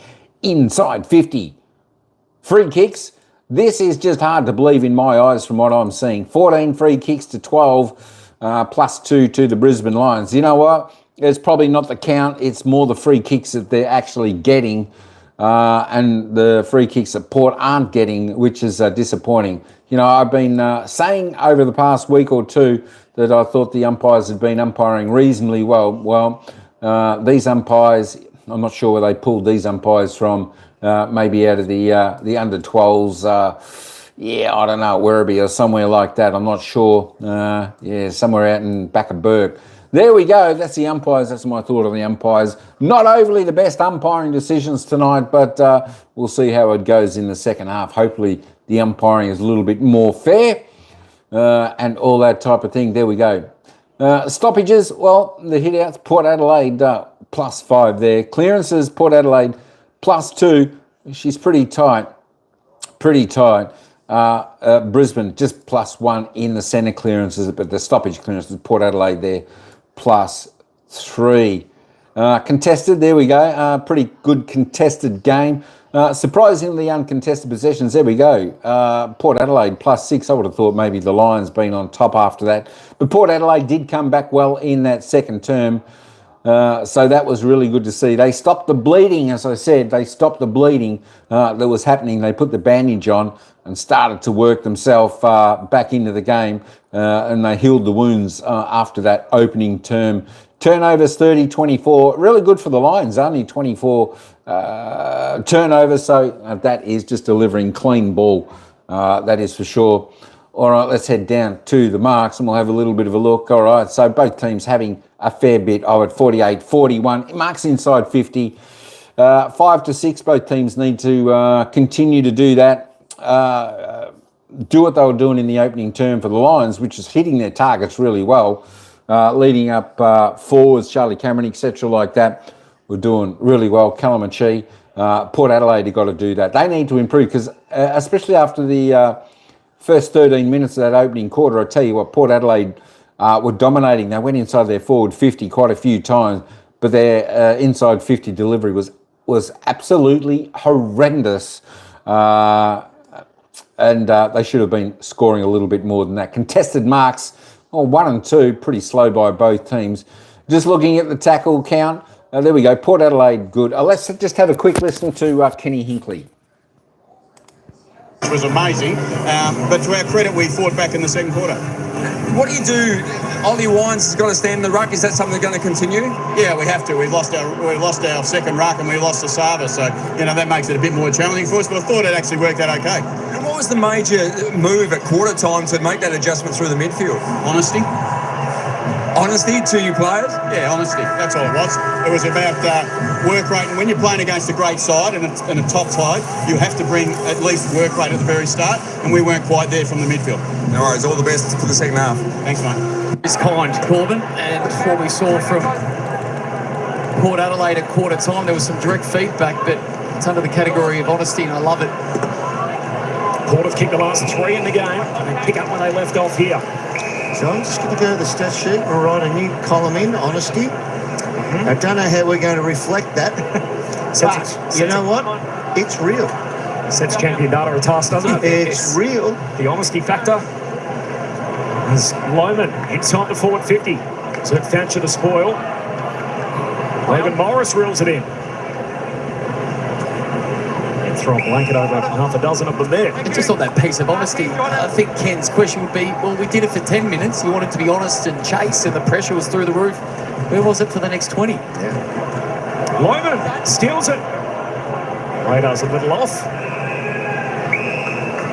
Sharks the hit out from Geordie Sweet. And the strange thing about football, Durham, is Chris Fagan might have had the exact same conversation from the first 10 minutes to what we saw in that second quarter.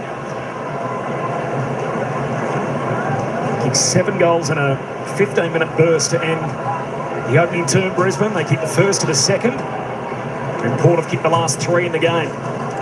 It's back on at 21 points. Bergman out of defence, into the lap.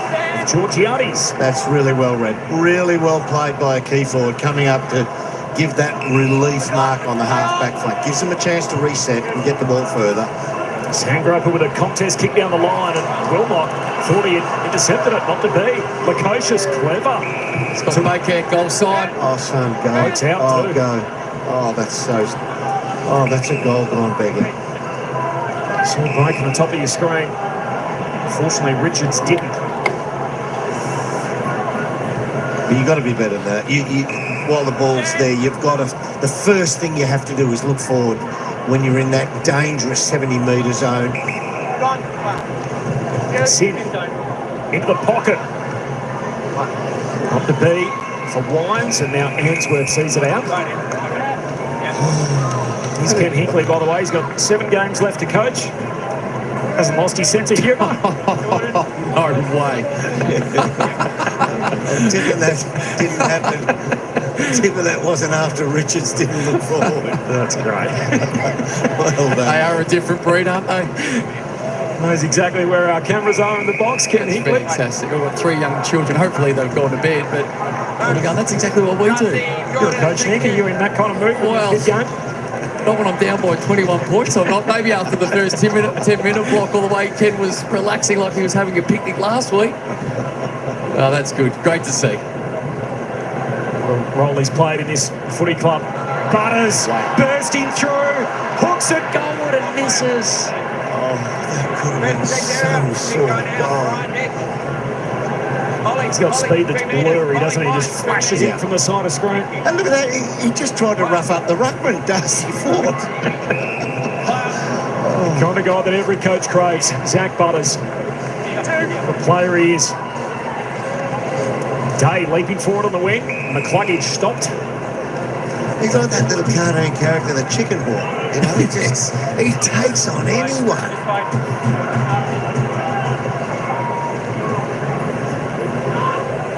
Dunkley releases Loman. Brisbane out. Oh, over the head of Morris, and it's been that kind of night for the Brisbane key forward. He did everything perfectly there, Logan Morris. He's got to stick at it. We spoke about that in the second quarter. Got to stay or keep leading honestly. Yes, a few have gone over his head. He's missed out. It's about the only forward, particularly in that 10-minute block that Ken Hinkley was speaking about. We're now seeing Georgiades getting up the ground a little bit more. They're controlling the footy a lot better, aren't they, than when they lost the handle on the game in that final 18, 20 minutes of that first quarter. It's And Wines again. to Jones. Now the daring kick across the centre square to Zerk Thatcher. He's got Lukosius hitting up, ignores that, heads to the pocket, turnover. And just couldn't execute. Yeah, you knew what he was trying to do. You want the ball in somebody else's hands in that position who can make that kick. 21 points as it was at half-time, no score. Through the opening 5 minutes of the third term. Starcevic to Loman. Both teams are trying to do the same to each other here. Talk about it in a second once this play goes. Bailey collects on the hop. Sidesteps Wines. Back and across to Loman. Not the required trip. Zorko. Got to worry about Rosie. Holding the ball. Got to make an effort. You generally don't hear the umpire yell ball up very quickly. You know, there's a little bit of doubt and something to worry about as Wines out in front of Pau. Pepper keeps it alive. Got to deal with Wilmot and Starcevic and ran out of room and ran out of support. And high fend off, or was it holding the ball? I think he was gassed by the end of that run. Let's play on. He hasn't gone at him, Burgoyne. Berry heads to the boundary line. Starcevic. So you feel like when the game's slow in this kick mark style, Will Ashcroft live. The target. Port win it back. Jackson to Burn Jones. Now Lester. Dragged down. Saw Jackson's reaction. Here go Brisbane on the counter-attack. Bailey to Will Ashcroft. Back to Bailey. Puts on the Jets. Gives it to Rayner. Rayner inside the attacking arc. Over the head of Cameron and out of play. Probably a great example. So when the ball's in flow and it's got speed on the footy, that plays into the hands of the Brisbane Lions. As we've seen, when Port take control, it's more kick mark. Methodically work your way up the ground. Force Brisbane to play on someone. They're so good at zoning off. And then Harris Andrews being the spare behind the football. Force them to come up and play on someone. Oak by himself to the left. Oh, the hit goes over his head. Leah to Rosie. Bork gets it to Bergman. To Drew. And a high up and under out of the defensive arc. Answorth had his name written all over it. Marks never broke stride. Back inside 50. And the skipper. Second bit, second. Pay the block, So if he's looked, you might be able to get another look at this. If he's looked back at him, that's the giveaway. But he's allowed to stand. It's a let-off for Port. Rosie hands it straight back. Berry kicks into the pocket. Charlie Cameron. What a hit. That is a great kick. Let's have a look. Yeah, he knew what he was doing. You've got to at least put your arms up as if you're going for the footy. Averaging just over a goal a game this year, Charlie Cameron. Freeze third. Hey Siri, play John Gabba.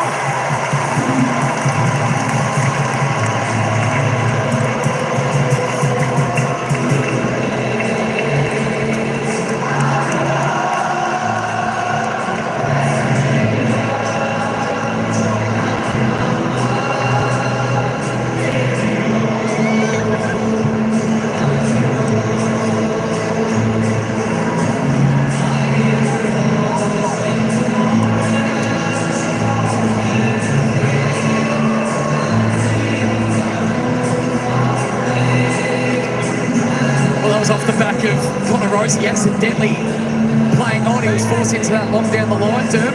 He was. That was the Berry mark and a delightful kick back inside 450s. This crowd is absolutely loving this song for the third time this evening. He's singing along with them.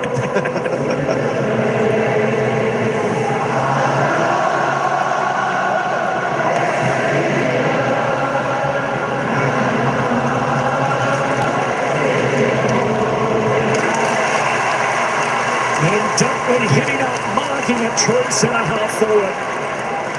How about that? The rendition. The Gabba faithful give themselves a round of applause and Josh Dunkley in the process. Josh Dunkley's probably stolen the leading lane for Morris there. Correct. Oh, he's given off here. He's not sure about it. Looks for Fletcher. He's actually further out Yeah, than it's the man on the absolutely mark. no closer. So was aware of his distance, didn't want to land it on the line and make it an easy rush behind for Port. Fletcher. Oh, spins wildly. Just off line. Oh, Zerk Thatcher looks like he's been stood on or something just out of screen there. Just walking as if he's just a little sore. He's going to get it here. Let's see how he's going to run. He's okay now. Off he trots. Precocious. The tall. Out to half forward. Bert Jones with the climb. And the follow-up to Drew. Goes back to Butters. Puts it inside 50 for Port and Sorko courageous. So what you're seeing now from the Brisbane forwards is they're allowing Zerk Thatcher to get the football. They're happy for him to be the distributor. Contest kick in the middle of the ground. Burgoyne had it, lost it. All fair, said the ump. Berry to Fort. Back to Berry. Needs it to sit. Missed his target. Holding. Brisbane. You heard it. Free kick for the Lions. Cameron's on again. Steals it from Ashcroft. Looks inside 50. Morris at the back. Got rid of Burgoyne illegally. One Adelaide. Well, that's got to be 50. How can that not be 50? He might have done it accidentally, but he possessed it and didn't throw it back. Held on a bit long. Second time he's done that tonight, Zerk Thatcher. And that is in the back all day long and evening. Imperfectly applied at times, the in the back. And that one was there and paid. Oh, Richards, foul back. Turns it over. Fletcher to McCluggage. Now inside 50. Bailey underneath it. Kick to kick at the moment as Port can't clear the defensive half and Brisbane can't get it past this point. As Farrell goes out wide to Richards. Outside 5. Derek. Oh, Poke, not quite. Zorko, the two veterans, forces it out. Inside 50. Will it sit for Morris? Hangs it inside the boundary. Bailey decides to go himself. High fend off.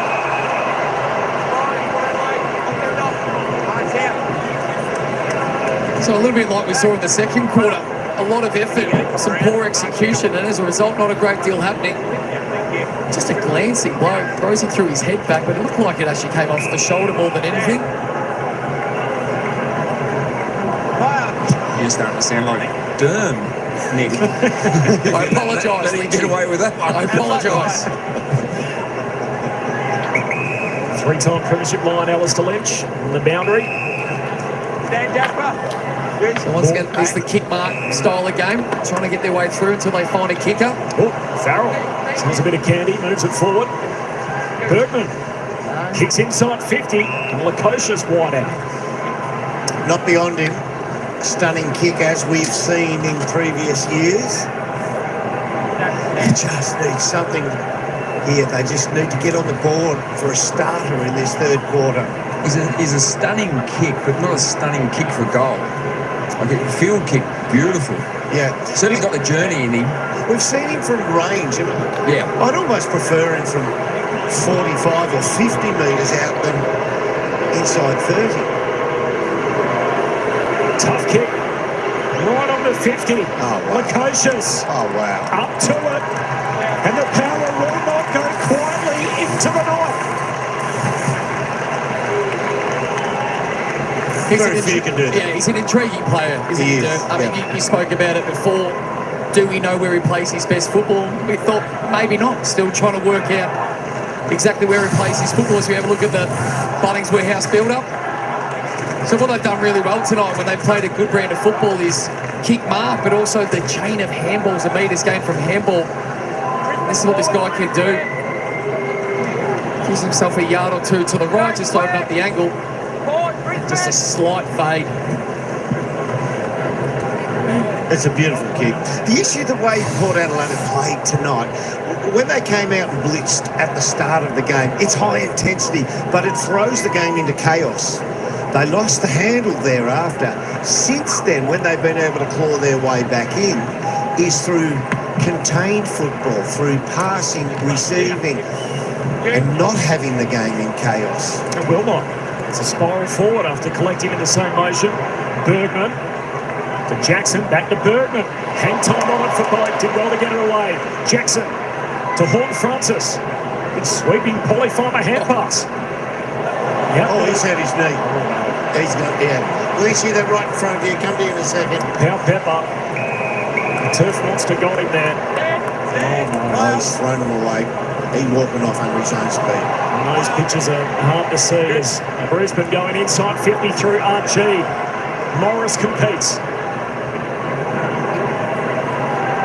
And Pound Pepper. Jeez, Tafan's a dejected man at the moment. Hopefully that's not as serious as it first looks. And Ben Jones a fumble. Lynchy. It looked horrible just in front of us, and excruciating pain straight away. And as you saw, the vision, he pushed away the doctors. And ACL last year, I think it was, for Sam Powell-Pepper. So fingers crossed it's not that devastating. Will Ashcroft to Levi. Gets it going forward for Brisbane. Oh, big line. Morris didn't touch the footy. Lynchy, if I'm not mistaken, looks like he's trying to warm up on the sideline in front of you as well at the moment. Yeah, I know, but as we know, with ACLs, you get that sudden pain. So if it was an ACL, we've often seen players jog and see if they can go before it's assessed by the physio. So it still hasn't been assessed by the physio at this stage. Have to look at the replay. Jackson to Lukosius. Andrews breaks it up. Comes up from Jack Lukosius. With Sam Powell-Pepper explaining it. Yeah, he had to throw it out. He couldn't put any more weight on that. Watch him land. Bang. There. Oh, yeah. Nothing to push off there. We won't run ahead of it, but all the usual motions and the tells that it's not an early sign. The Port Adelaide Heartman. What's been a night of carnage. They've already lost two players, Vicentini and Radigalia, through injury. And now Powell-Pepper, doubtful. Two fit players on the bench. Good pace. Bergman to Rioli. Oh, through the hands. Rioli, creative, keeps it alive, clever, but turned it over. Mansworth back the other way to Levi. Downfield. It's got the answers, Brisbane, haven't they? They're just that class above. Just holding them at bay, aren't they? Yeah. Not allowing Port to actually pile on some goals, even when they've had momentum. Repeating inside 50s. Morris, goalless so far tonight. They've had 7 different goal kickers. Great off the left. Finds the skipper Neil. Coming up for disposal number 16. Lockie Neal hasn't been his biggest night. Yet to hit the scoreboard.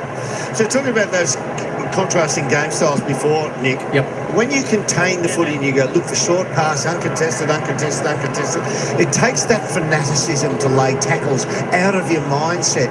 So you lose that high intensity, that pressure factor. Somehow, if you can find a balance between the two. Lockie Neal joins the chat. And the Premiers are doing their bit.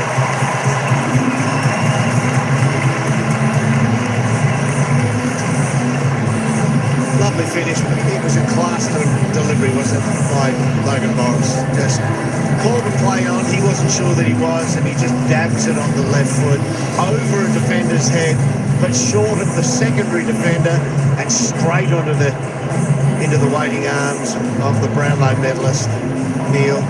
Yeah, Bergwine's probably got to look at that earlier and try and get there.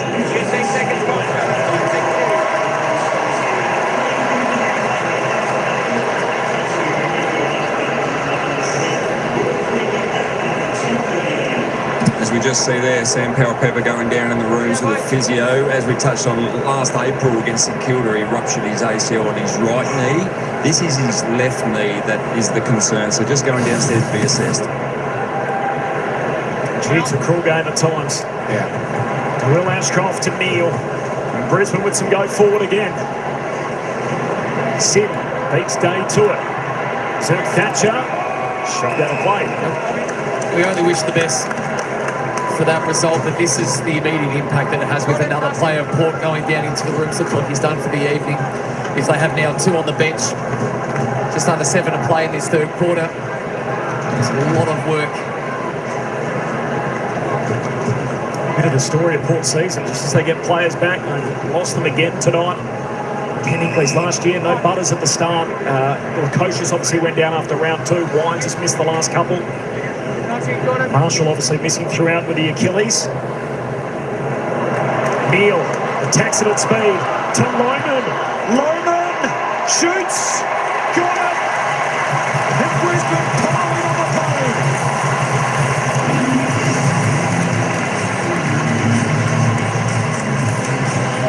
We know how good Lockie Neal is. His ability to take the ball away into space, away from the stoppage, put it to advantage.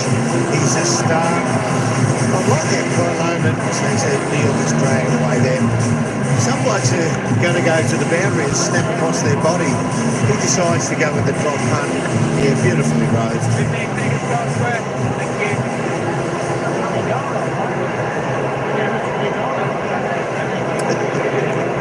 Loves a goal, Derm. I look up into the crowd. What are you guys looking at? Me? Well, the crowd's looking at the 9th goal kicker for the Brisbane Lions this evening. They've shared the workload. Charlie's been the standout with 3. Once again, they've just put that little buffer in there, Corbin. Just give themselves a little bit of breathing room. Logan Morris hasn't kicked one, so you keep forward without a goal, and yet you've got it done by committee. And a handy margin again, 33 points as Wines comes wide to Butters off his backside. Missed Burgoyne. Lohman. At the Levi Ashcroft. Floats a kick to half forward. Day.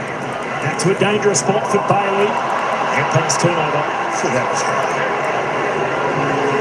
Jones. High bomb down the ring. After knuckles of Fort out of play. Look at this go high.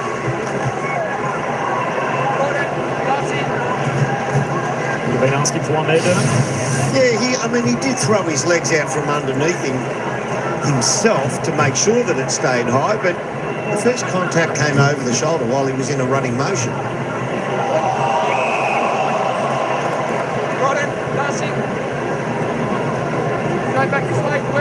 So suspected left hamstring for Radagalia, suspected left ankle for Vicentini, now suspected left knee for Pepper. 3 injuries tonight for Port Adelaide. As Wilmot with some burst speed, heads inside forward 50. Lohman, not quite. Morris, the follow-up, hand pass to Rayner. Into the post. Gee, that was like Gaelic football. He just tried to handball one through the net.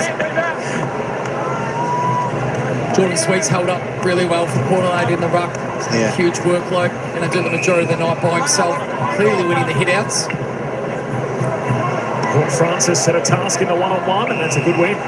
It's a strong win. Absolutely needed. Allows their forwards now to reset in front of the football. Some indecision. Dangerous lateral kick. Brisbane piling up in the corridor. And Bailey piling on the goals.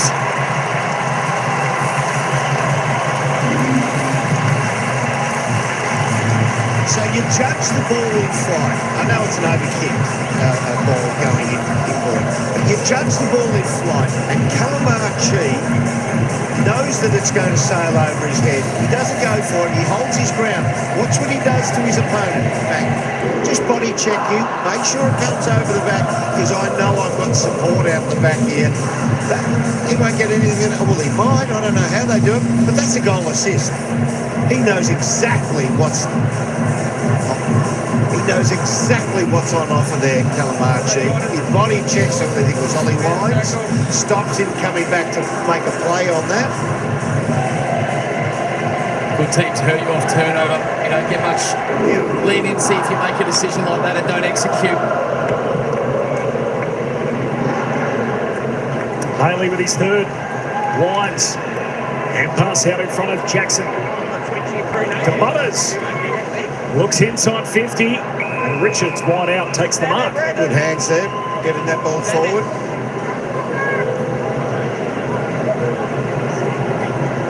You're a proponent of the International World Series, by the way. You mentioned it before, Dan. Are we ready for a return after a little layoff? I think the AFL executives like their end-of-season trip, don't they?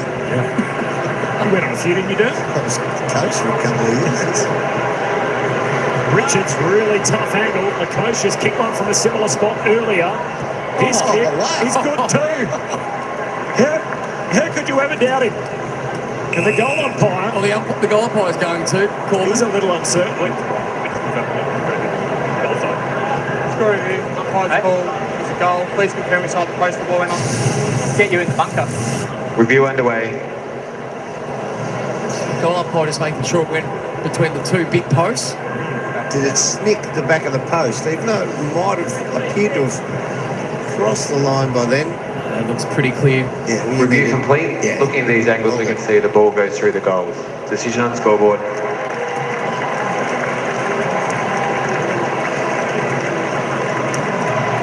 Interesting thing with that goal. Most time you swing them right to left. If you've got control by your feet, from the inside of the field to the goal face, that ball swung from left to right. I don't think he hit a pure dirt. Yeah. And the way that Watch these hands. Sorry to interrupt. Bang. Really good. Well, I'm liking that kid. Hugh Jackson again. Yeah. The ball is 3/4 old, so maybe they're getting to the reverse down. Very good. Knock the shine off it.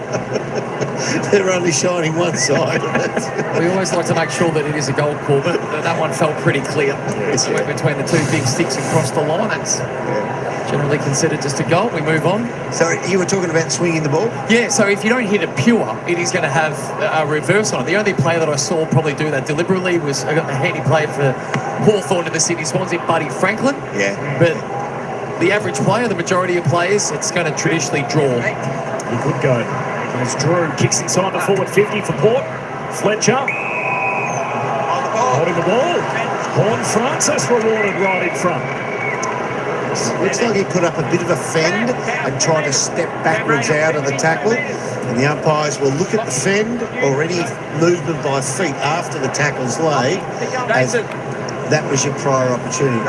So see, he's backing away there. Yeah, it's hard and it's tough. I like that decision. I reckon we should be a little bit more trigger happy on the holding the ball adjudications.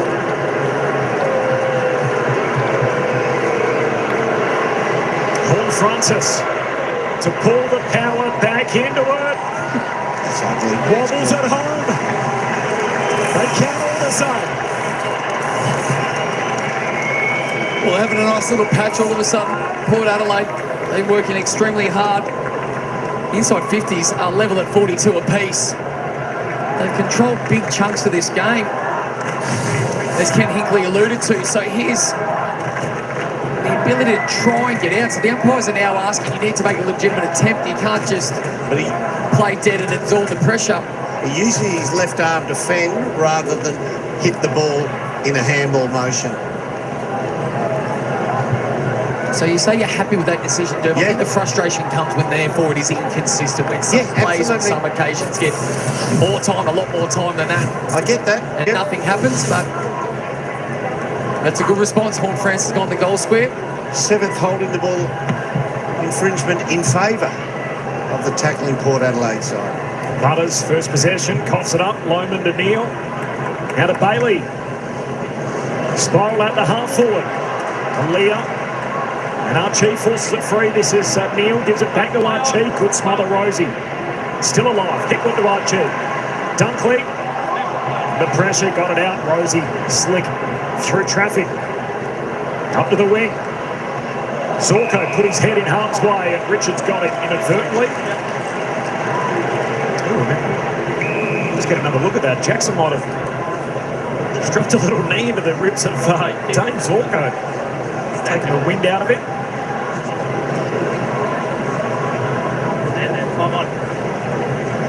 Dane's like us, just looking for the replay.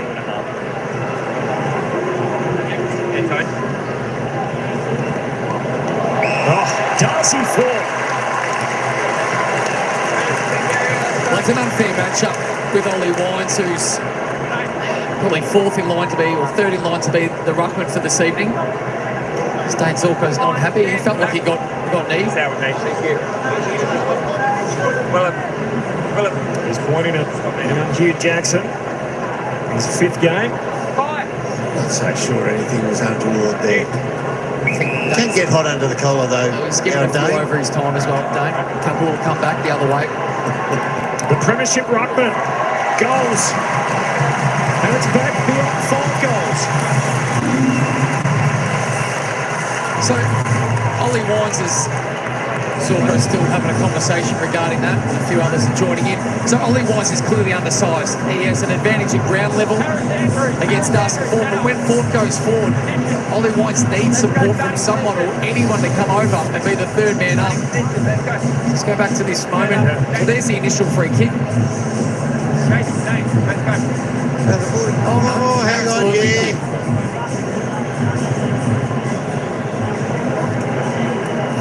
Derm, this is your area. Yeah. Thoughts on that one?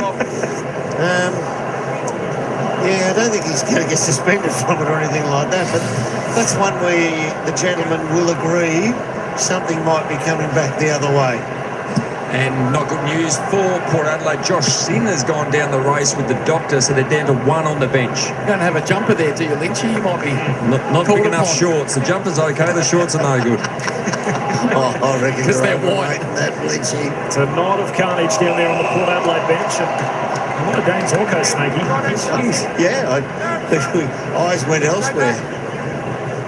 There's Mitch Georgiades and no friends alongside him. Down to 1. They're all banged up on Port Adelaide rooms. Unfortunately, they lost Radicalia with a hammy, Vicentini with an ankle, Pau Pepper a knee, and now Sin off the ground. 34 points down on the scoreboard. Starcevic trying to link up with Fletcher. Drew to Rosie. Here's Jackson. Pulls his kick back inside. Rioli. Frontman's getting the 40. He kicks it so well, that boy. But what I'm still astounded by is that Lynchy thinks he can fit into his old football jumper. No, actually, on reflection, yeah, the football jumper's no good as well. The shorts are no hope. That's a good kick, Lynchy. This kid he can seriously kick it. Yeah, absolutely can. Absolutely play.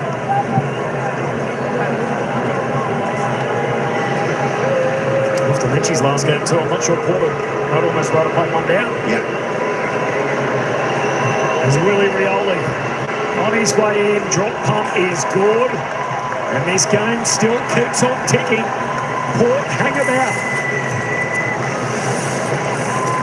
Well, it just gives them a little flicker, a little chance as they enter 3/4 time, margin 28 points.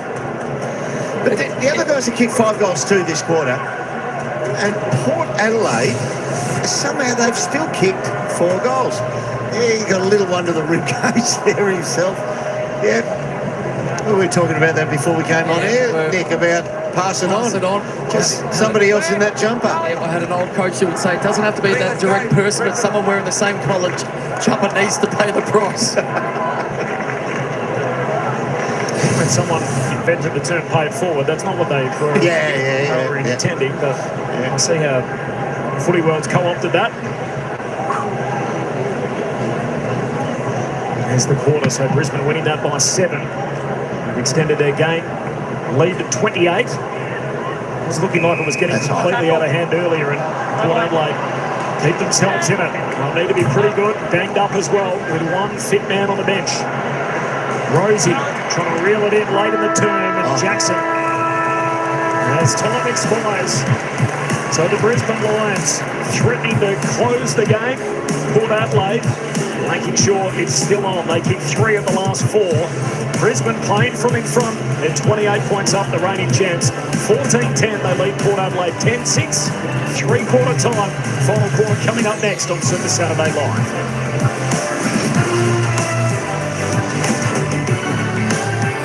All right, there we go, fellas. Hey, it's 3/4 time here. 28 points the margin. This game's not over by any means just yet. We're thinking Brisbane are going to win this one, but 28 points, so anything can happen. You know what it's like in football, anything can happen. Yeah, I want my team to win as well. I know. Look, we try not to take it too seriously, but we do sometimes because we want our team to win, but that's all right. 14-10-94. The Brisbane Lions, Port Adelaide 10-6, 66. There we go, the Brisbane Lions. What did they put on there? 5 goals, 2. And Port Adelaide put on 4 goals, 1. So not a great deal of difference there. 28 points brought the margin out. 7 points. But 28 points, that can be got back. We just saw the margin, remember, in the opening term where the Brisbane Lions, got out. They were trailing and then they got out to a 32-point lead at quarter time. So it could be interesting. Hey, let's just hope Port Adelaide kick the first 3, make it interesting, interesting game here. That's what I reckon anyway. By the way, just before we go any further, 3-quarter time over at Marvel Stadium, and of course sad news because Hawthorn are leading. 11-6-72 the Hawks. St Kilda 6-10 46. It's pretty much the same, isn't it? What's that? 50, 22, 26 points a margin over there at Marvel Stadium, 3-quarter time. 28 points a margin here at the Gabba. Brisbane leading. There we go. So the top 8 teams are going to continue to rise. Brisbane been in front all quarter so far. They certainly have. There we go. Hey, but you just don't know. Some teams can come back, and but you know, that being said, it could be hard for Port Adelaide. I think Port Adelaide, they were saying, is down to 1 man on the bench, so that's going to really inhibit. Is that the word? Inhibit their rotations, and their fresh legs won't be as fresh as Brisbane with full rotations on the bench. So that's going to be tough for Port Adelaide. They're right up against it, but we'll see a little bit of the character anyway, what happens. And, maybe if Port Adelaide come out and kick the first 3 goals, Ken might just grab that cup of tea and start and relax a little bit. Who knows? Usually we'll wait 10 minutes left of the last quarter before deciding. Yeah, that's right. I think if the Brisbane Lions kick the opening 2 goal, I think that is yibbity-yibbita. That's all, folks. But let's hope for exciting. At least Port Adelaide maybe, hopefully, kicking 3 goals to make it interesting. B3. Your prediction still valid at the moment. 122.69. You never know. Hey, anything's possible. Port Adelaide has still kicked 3 goals in the first, 3 in the second, 4 in the third. So they're still being able to score. Whereas the Lions, 8 in the opening, just 1 in the second, 5 in the third. Hey, let's just have a quick look at the major goal scorers. Major goal scorers, Charlie Cameron, Zach Bailey, 3 for the Lions, and for Port Adelaide, Willie Rioli. Sam Powell-Pepper, unfortunately, went off. Luke Sis Georgiades, 2. Sam Powell-Pepper, I think they was talking something about Achilles or something in his knee, twisted. Wasn't too good there. Just a leading disposal, get it on the ground. There we go. Everyone's sort of sharing around. No one dominating. Hugh McCluggage. Jay Baggs is on top with Zach Butters on 22. Rosane Boak, 21. Lockie Neal, Zach Bailey on 20. Zorko, 19. Cam Rayner, 18 with Farrell. They're your top disposal getters on the ground so far.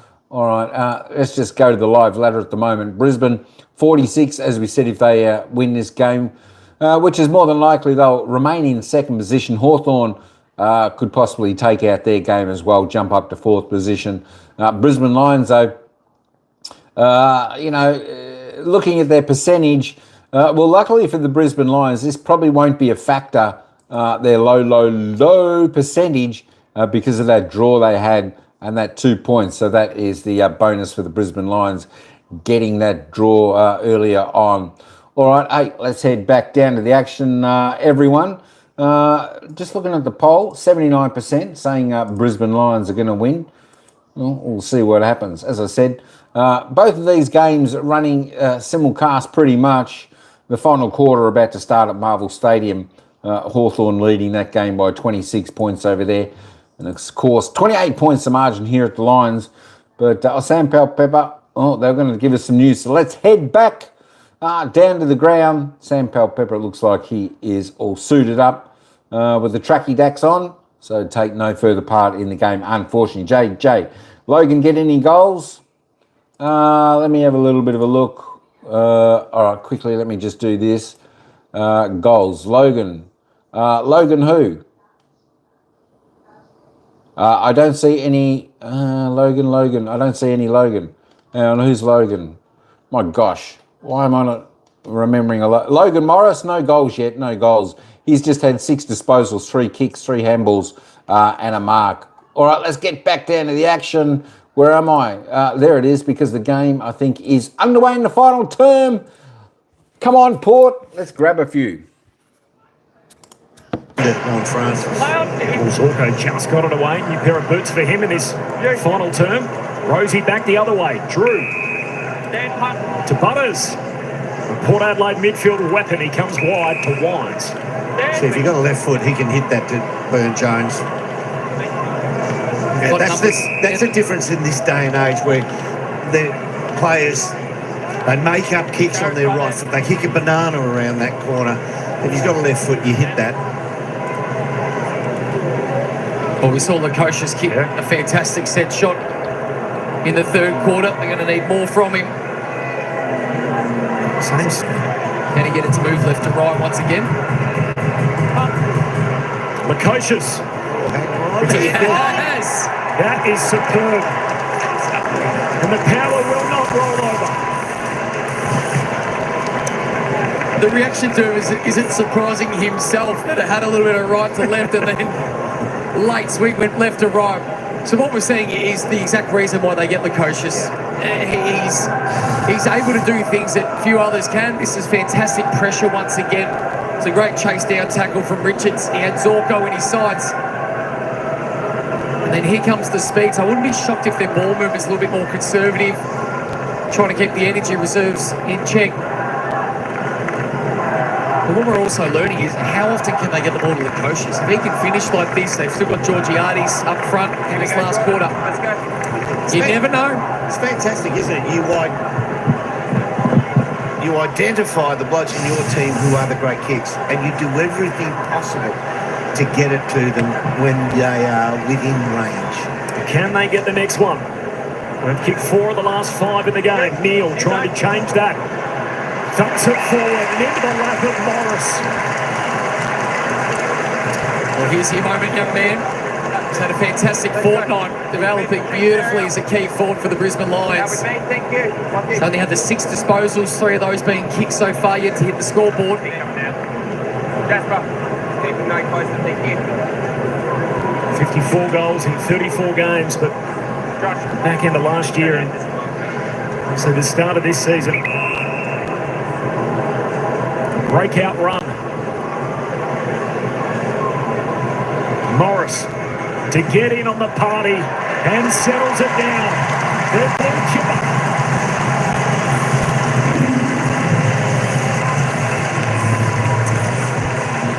It's an interesting scoreline. I mean, well, the scoreline, you understand, 100 points, well done.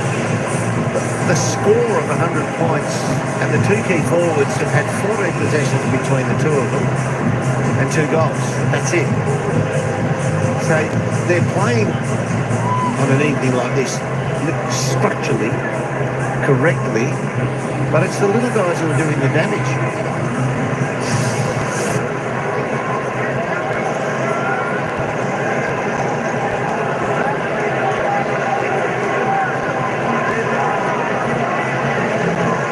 Two in the goal square, not too many teams do that. 6-6-6 wall, one of them must be in the goal square. Not too often you see the forwards have a 2. Back to 28 points. There's the number 28, Drew to Sweet to Butters. And he sparks something. Fair carry to Lukosius. Andrew spoils, Starcevic taking the ground.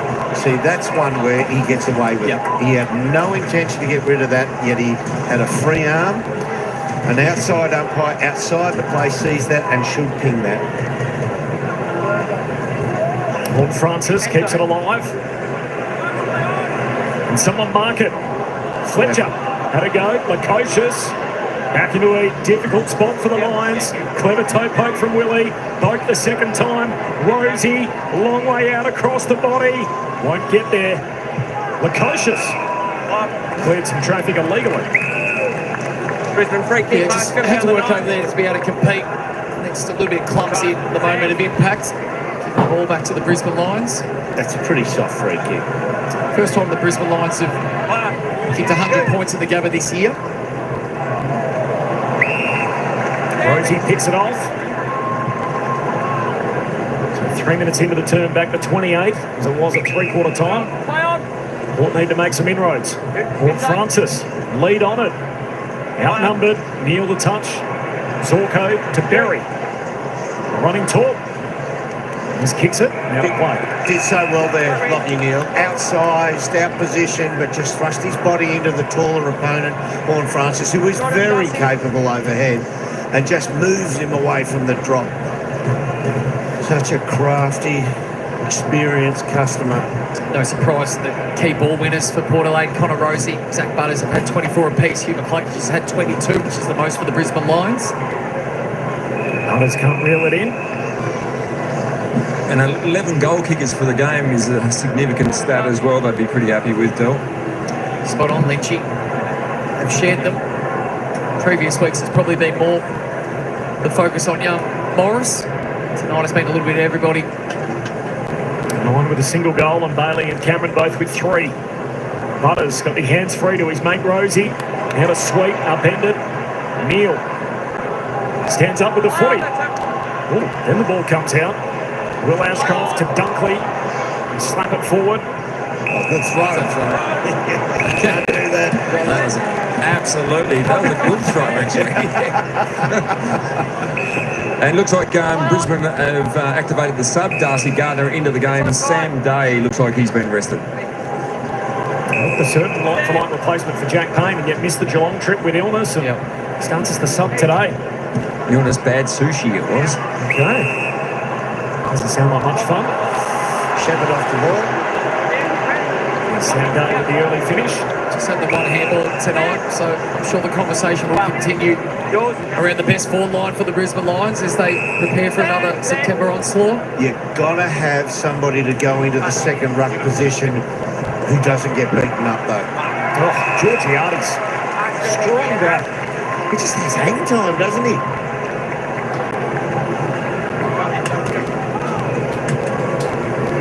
He's had an okay night, Georgiades. The supply hasn't been. He's going to do some rearranging, ask the security to move. He didn't even put his chair up the right way, just threw it. And again. Those 2 security guards are forward of where he starts. So they're going to get a really good look at this.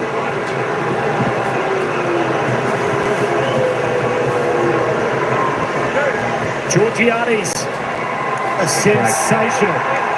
The marksman. A third.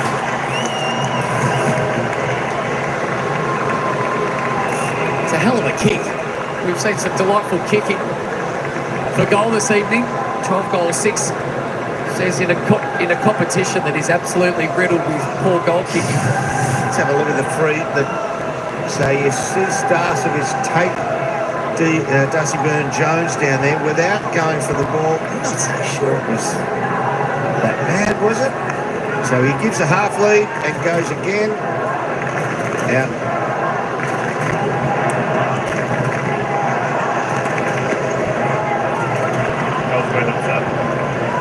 Yeah, you see the look back to the crowd.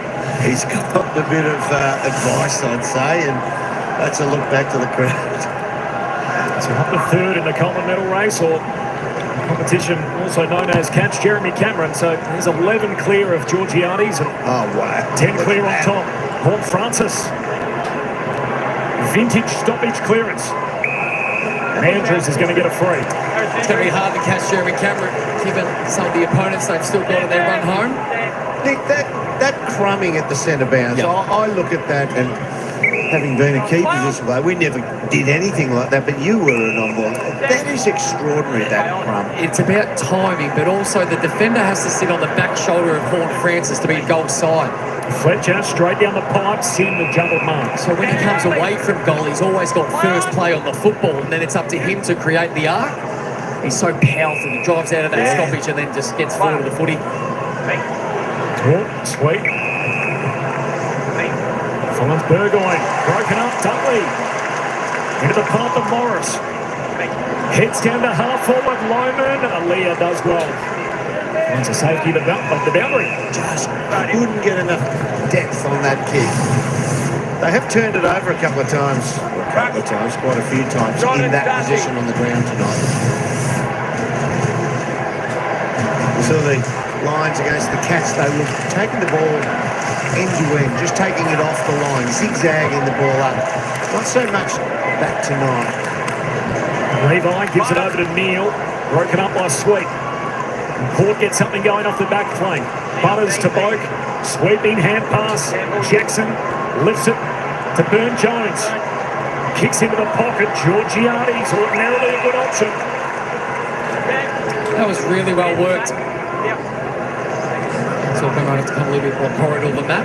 That was really well worked through the middle of the ground.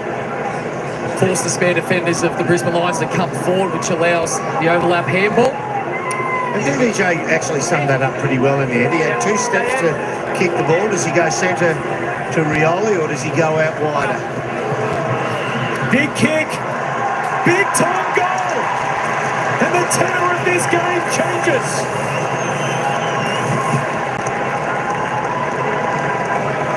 This was a really brave performance by Port. Got a lot of injured soldiers out of the game. Fatigue must be setting in. A lot of players playing extra game time as a result. Look at the run. That's great by Boak off the half-back line. That creates the overlap handball. And then it's just about staying calm and picking the right options. Georgiades lengthening the field, making it as easy as he can.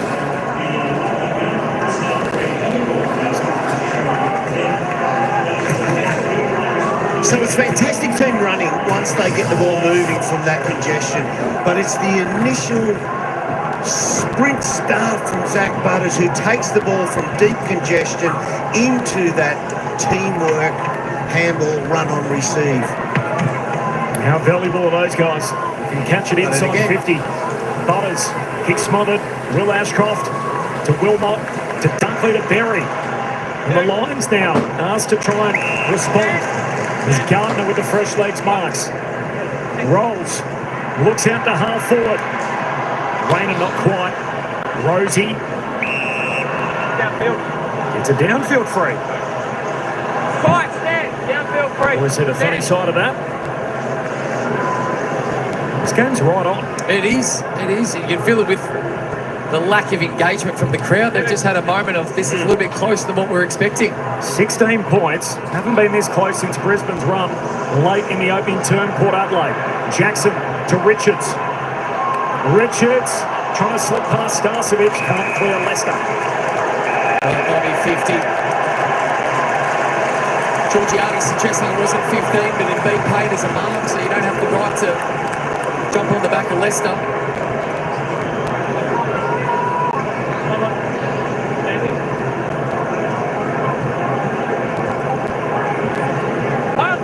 It's a big advantage, takes them upfield. Leicester. Rayner trying to get a run at it. Bergman. Bailey trying to drag it out. Levi goes! He's got great games.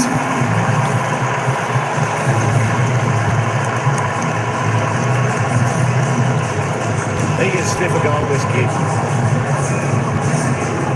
He'll end up kicking more goals than his big brother. But that's the kid that hurts that 50, doesn't it? Yeah, if he hasn't heard the whistle, he's probably thinking that's not 15. Let's get to the other end. Burgoyne just allows him.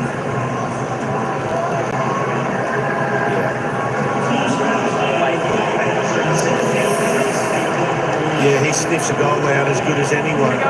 Guess kid, Levi. Burgoyne just, he can go to sleep in defence. When defensive mode is required, you can see him at the bottom of your screen. Only teenager out there tonight. Only man under 21, Levi Ashcroft. As Wines away to Horn Francis. Inside the forward 50, Lukosius. Well, here we go again. Similar story. Lukosius and Georgiades getting to work. Still plenty of time in this game. Mark is still reachable from a Port Adelaide perspective. Nothing. He's done it a few times tonight already. Lukosius needs one more at least.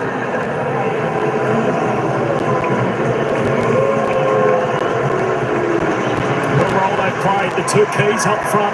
Lukosius misses here. You can see what they were thinking with the Lukosius recruit too. They haven't had him and Marshall and Georgiades all together, as I'm sure they would have been banking on.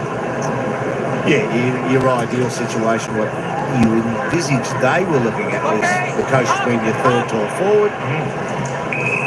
The intercept backman peels off him, he gets a few more opportunities by himself, and you feed him the ball when you can, because he's such a beautiful kick.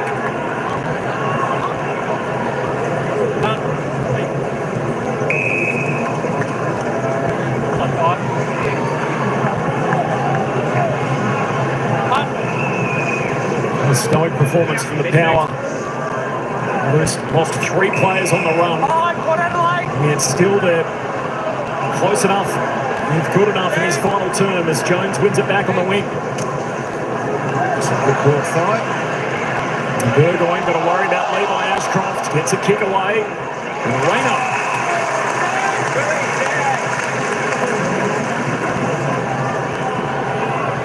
Halfway through this final quarter. Centering kick dangerous. Butters collects to Drew. Important. Can head inside 50 again. Rosie to Richards. Who's he got? Georgiades the target. Fletcher jumps in the hole.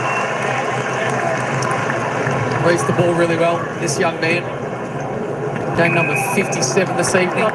Sort of gets lost a little bit maybe with the Ashcroft conversations and the Norm Smith medal, but he's developing beautifully. 57th game tonight for Jasper Fletcher. Has not missed since debut. As Archie flies on the wing. Has to deal with Horn Francis, who scoops it up. Take it high, advantage applied, and Butters goes immediately. Laterally, Richards. That's been the dangerous one. They've tried to bite off a few too many times tonight. Comes off on this occasion. Boak the target, backpedaling marks. They will not die. Well, this man's played a huge game. This will be disposal number 26. He's worked exceedingly hard through the middle of the ground and continues to run up and down this wing. And absolutely exhausted, but leading beautifully. Spot on, Lynchy. He's been the sub a few times this year.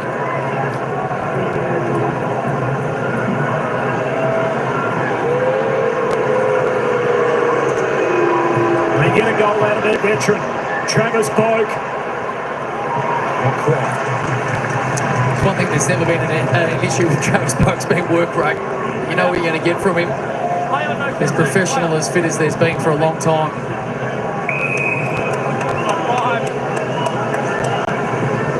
Levi Ashcroft to kick the last goal, just to keep the power at bay. Brisbane played some electric footy in a 15-minute burst before quarter time, making 7 straight goals.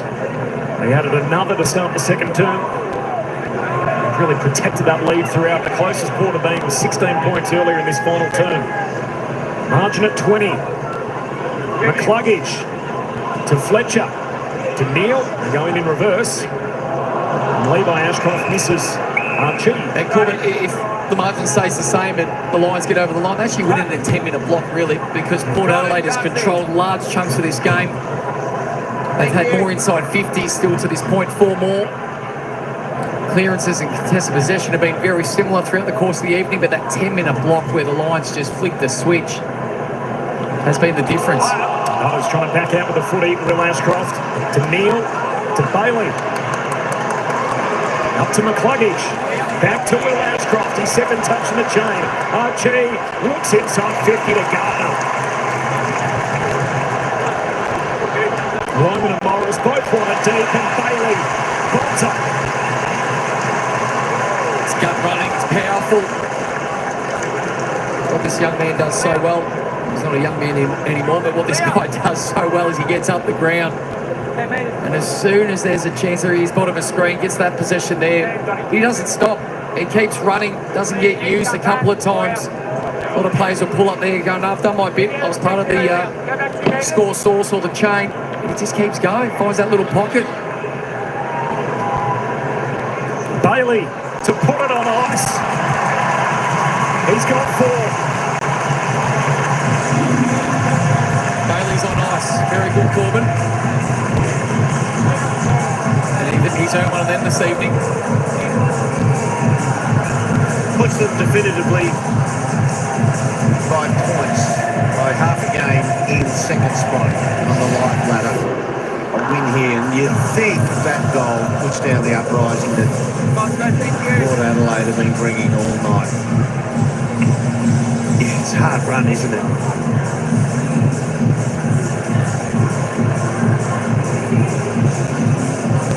You see Bergman there just confused whether it's going to go to Rayner, whether it's going to go to Zach Bailey.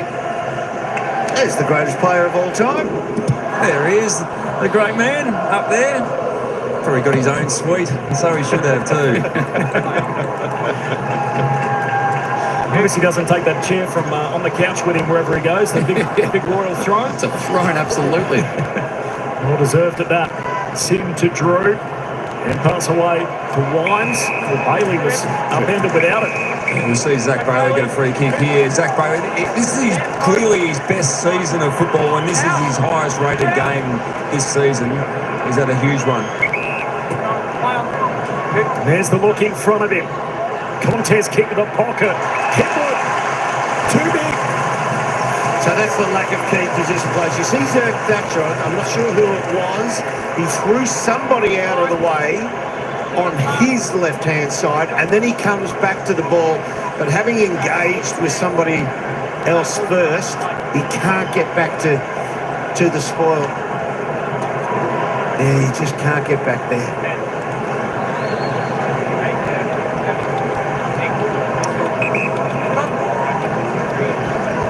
So this will be 3 in a row after the power pulled within 16 points earlier in the term. Or not. He poked at that one, and actually we were out there early pre-game and he was flushing them. Didn't look like missing one. I don't know what he was pointing at then after he missed it. Looked like he was telling somebody to get out of there. Georgiades going to move at the length of the field to Horn Francis. That's a great grab. Courageous grab.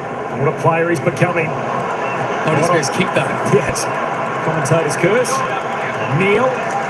Back the other way. Hipwood gives it to Bailey. Bailey looks got one. He's got one for the thumb.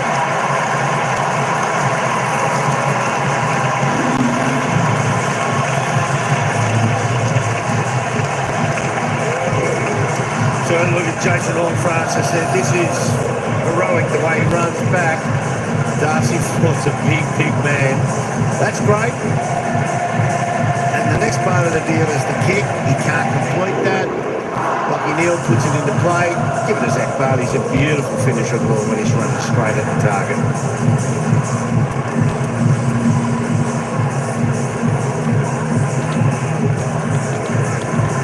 You love it when they know early, Derm. Yeah. It was a pure strike. He had Charlie Cameron over the top. Here we go, set stuff up. Look at those ranking points, 136, 25 disposals and 5 goals. What a game. As good as it's been for him through his 156 games so far, his highest rated performance. Think about the career he's put together. Yeah. It's a fair statement of what he's been able to do tonight. Margin to 33. Wines. Centre break for Port Adelaide. And Zorko. Brisbane hunting a few more late. Dan Jordan. Thank you. Moving along. McInerney. Oh, something. Oh, the emergency again tonight as Fort comes inboard. All worked out, Dirk. Yeah, the umpire gave a shield. Dunkley, inside 50. Burgoyne trying to knock it away. Cameron looking for a bit of late fun. He's mowed down by Bergman. Will Ashcroft still a chance to Bailey. Bailey spinning. Got it out. McCluggage to Cameron. Has to deal with Farrell. Gee, the ball keeps coming out and Levi Ashcroft caught high. Well, it was strong just to continue to stand up in the tackles. Okay, dispose of the ball in the immediate time frame is allowed. Can't we let it go to that person? That's not. It's a rule. It's in the time. That's not actually correct what Ollie Wines is saying there. There's no actual rule that says if a player does a 360, it's automatically a free kick. It's okay, appreciate the question. He drops. Appreciate the question. So Ashcroft drops at the left knee there, and the second tackler in isn't aware of it. Levi Ashcroft. Wayward on the kick. Catch that. All sweet. Let it go. Rayner, Jones, Bergman. Now to the defensive 50 they come. Leicester. And just back to that passage of play, what we're seeing is the mature bodies of the Brisbane Lions to absorb the pressure, not fumble or be forced into a handball before they're ready. This has been on the agenda. The umpire. No, I'm not going to count that. No contact. Has to be avoidable contact. If anything, it should be a Darcy Ford fine for a poor kick. You can't kick it 15 metres to a target. You should be fined $1,000 for that. I thought he was kicking up to the umpire. Butters to Boak to Rosie. Back to Butters. Up over halfway. Draws the defender. Gives it to Wines. He pulls the kick back to Rioli. Rioli marks the spot on the ground where the opposition will stand at the mark. No, you're all good.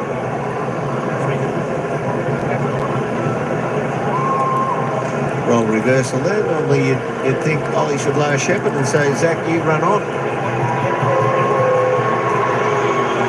Lovely action. Adds one late. And they've kept on fighting Port Adelaide.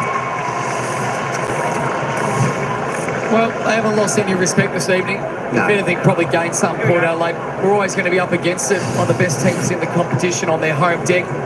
It's good from clearance here, isn't it? I mean, that's fantastic from that tight situation. Butters willing to draw the tackler. Makes Wilmot come at him, and this just beautiful action, just so relaxed. It's a simple action, isn't it, Dirk? Yeah. Not complicated. We have a look at what Port have got in front of them for the next month. West Coast back at home, then they head down to Tassie. That's a really tough one against the Hawks. Then they've got the big one, round 20. No matter what's happened this year, that's a huge game. Yeah. And then a really tough one to finish off that month of work down at GMHBA Stadium. I make the case there. A pair of rivalry games now with the Hawthorn spat of recent times. Of course. Into the showdown. Cameron! So you can have a losing season, Corbin, but you can win a couple of games and all is okay. Well, that's the thing, though. If you aren't going to make finals, you've got to look ahead and say, pick somebody to pick on. And they are going to be, even if it's just for this year, that's our target. Let's work to this, and that's the one we lay it all out. Well, I think they can still shape what happens in the top 8. They've got 5 teams in the top 8. They play 4 more games at home before the season's out. They can shape what happens in September. Looking for another birthday sing-along. The 31-year-old Cameron misses. Karaoke will have to wait. Yes, you're spot on, dude. And you need to find a purpose. Yeah. You need to find something that you want to get out of the back third of the season. That's brave and good. Vern Jones, the climb. Over the top of Zorko. Wines gives it back to him. Now Butters from one end to the other. Coast to coast. Georgiades spills it. Richards lends a hand. Hook it back over the shoulder. They're queuing up there. Lukosius. Brisbane desperate. Jackson. Back to Lukosius to Vern Jones. Another. Got to recognise the best moment for those types of snaps.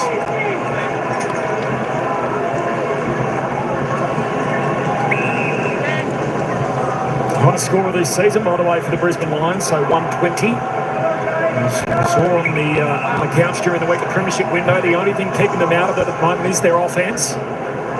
So some points on the board here. Which we haven't seen for quite a while. Yeah, Corbin. 7th for points for, 6th for points against. And I think that the piece out of tonight's game is the consistency, just the flows of being dominated through field position. Hasn't been scoreboard because Port couldn't do that. But then just that blistering change of form, and Lynch with an opportunity to get a touch. He's never good below his knees, Lynch. He needs it lace out. Knew he knocked my chips over. What bucket was that? He's catching a few strays late in the broadcast, Lynchy. Fine job again tonight.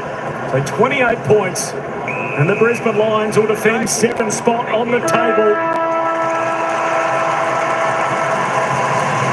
And defend the Gabba. Just their 5th win here this year. Against a plucky Port.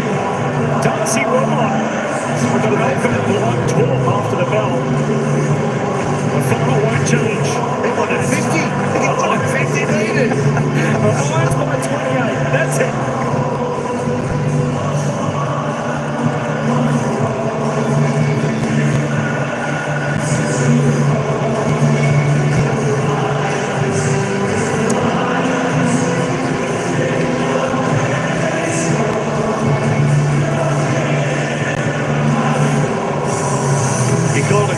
They flexed when they had to.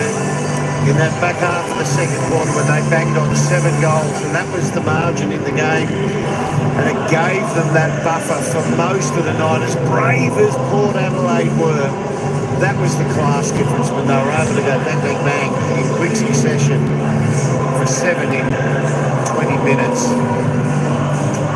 Hats off to Port Adelaide, though. They lost soldiers everywhere. Let's go down to Alistair Lynch at ground level.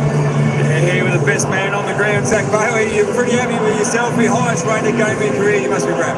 Yeah, absolutely. I mean, I haven't really been that accurate this year, so the kick a few tonight was actually pleasing, but yeah, no, it's good to come out and put in a good performance. What was the most pleasing aspect of the game? Because they seemed to jump you and you looked slow out of the blocks in that first 10 minutes. Yeah, that was the message. We were a bit slow coming out, and then we really started to get going. They started to chip through us a little bit and get their game going. I think they lost a few tools, so they were trying to really do that. So we needed to lock down on our defence, and we got looked the other way because of that. Not very often over your career, you haven't had a win-loss record at your home ground, 4-3, like you have this season. I imagine the coach wasn't overly happy with that record. No, he wasn't. It was a bit of a talking point over the break. So it was good to come out and get a win tonight. It's been a bit of a fortress for us over the last couple of years, and a place that I think people don't like to come. So yeah, the fact that we were able to come out and make something was good. How do you spend the break? Because you look like you're fresh, your body's right, and you're in the middle of your best season. For me, I went up the Sunshine Coast for a little bit and just chilled out pretty much and came back. It's good to have that little break in the middle of the year just to reset the body and come back and have a good back half of the season. And do you feel things are building nicely? Because there's been that inconsistency across the first 2/3 of the season, but the last couple of weeks have been strong. Yeah, we obviously didn't start the season too well. We were second on the ladder, yeah, but we just probably weren't playing our best. So we really want to set that up come the second half of the season. 12 goal kickers, that good spread of goal scorers must be very pleasing. I'm sure the coach will be pretty happy with that too. Yeah, absolutely. I think it's sort of one of our strengths as a team. Just anyone can pop up on me day and kick goals. So yeah, it was good. Well, you put on a clinic today. Well done. That's right. Didn't he have himself a night? He did. Very, very impressive performance, and without him, possibly he was the difference. And we speak about that 15-metre patch at the back end of the first quarter, which was ultimately the difference. But as Port Adelaide leave the Gabba, they haven't lost any respect or lost anything. That was a great performance with the injuries. The way they never gave up even in that last quarter, kept on finding a way to get the ball forward under fatigue. It's interesting, though, that he got so much of the ball playing. He truly played as a winger. Yep. He's kicked 5 off the wing. Started on Jace Burgoyne, and that turned into, let's go with somebody who's dangerous by foot against somebody who's dangerous by foot. Whoever kicks it best forward wins that battle. They then thought, Port Adelaide thought, no, he's winning that battle, Zach Bailey. And then they threw Boki onto him, and Boki just tried his heart out, but couldn't cover the ground forward with him when Zach Bailey got into the attacking running mode. Spokey, as brave as he is, just couldn't run with him. Bailey's licence to run forward when it looks like the Lions are winning a football is a point of difference. He goes and he's got no intention of coming back. And yet their chain of handle allows him to get on the end of it, and he is devastating from distance. Like, he's running, breaking 50 or just outside 50. He kicks it within a split second. He's already celebrating. He knows the result. He's got such a... He's so balanced when he kicks it. He's... You can always get wrapped up in technique and what they say in the books. Run straight at the target. But he does. Stays balanced, square onto the target. He delivers beautifully. And I think the other big takeaway for the Lions was the distribution of goals tonight. It will continue to be a talking point, and it'll revolve around Joe Danaher. There was talk during the week, is he coming back? And then Fakes has shut that down. So I think we can put that to bed, but it allows others to find avenues to goal. So Logan Morris has kicked 2 5s in a row, and a lot of those goals, I'd say 6, maybe 7 of those, when he was out the back, the ball came forward, over the top, and he was still able to take a semi-contested mark closer to the goal than his opponent. Tonight it was more of a running opportunity goal type procession where players were kicking them on the run from outside 50.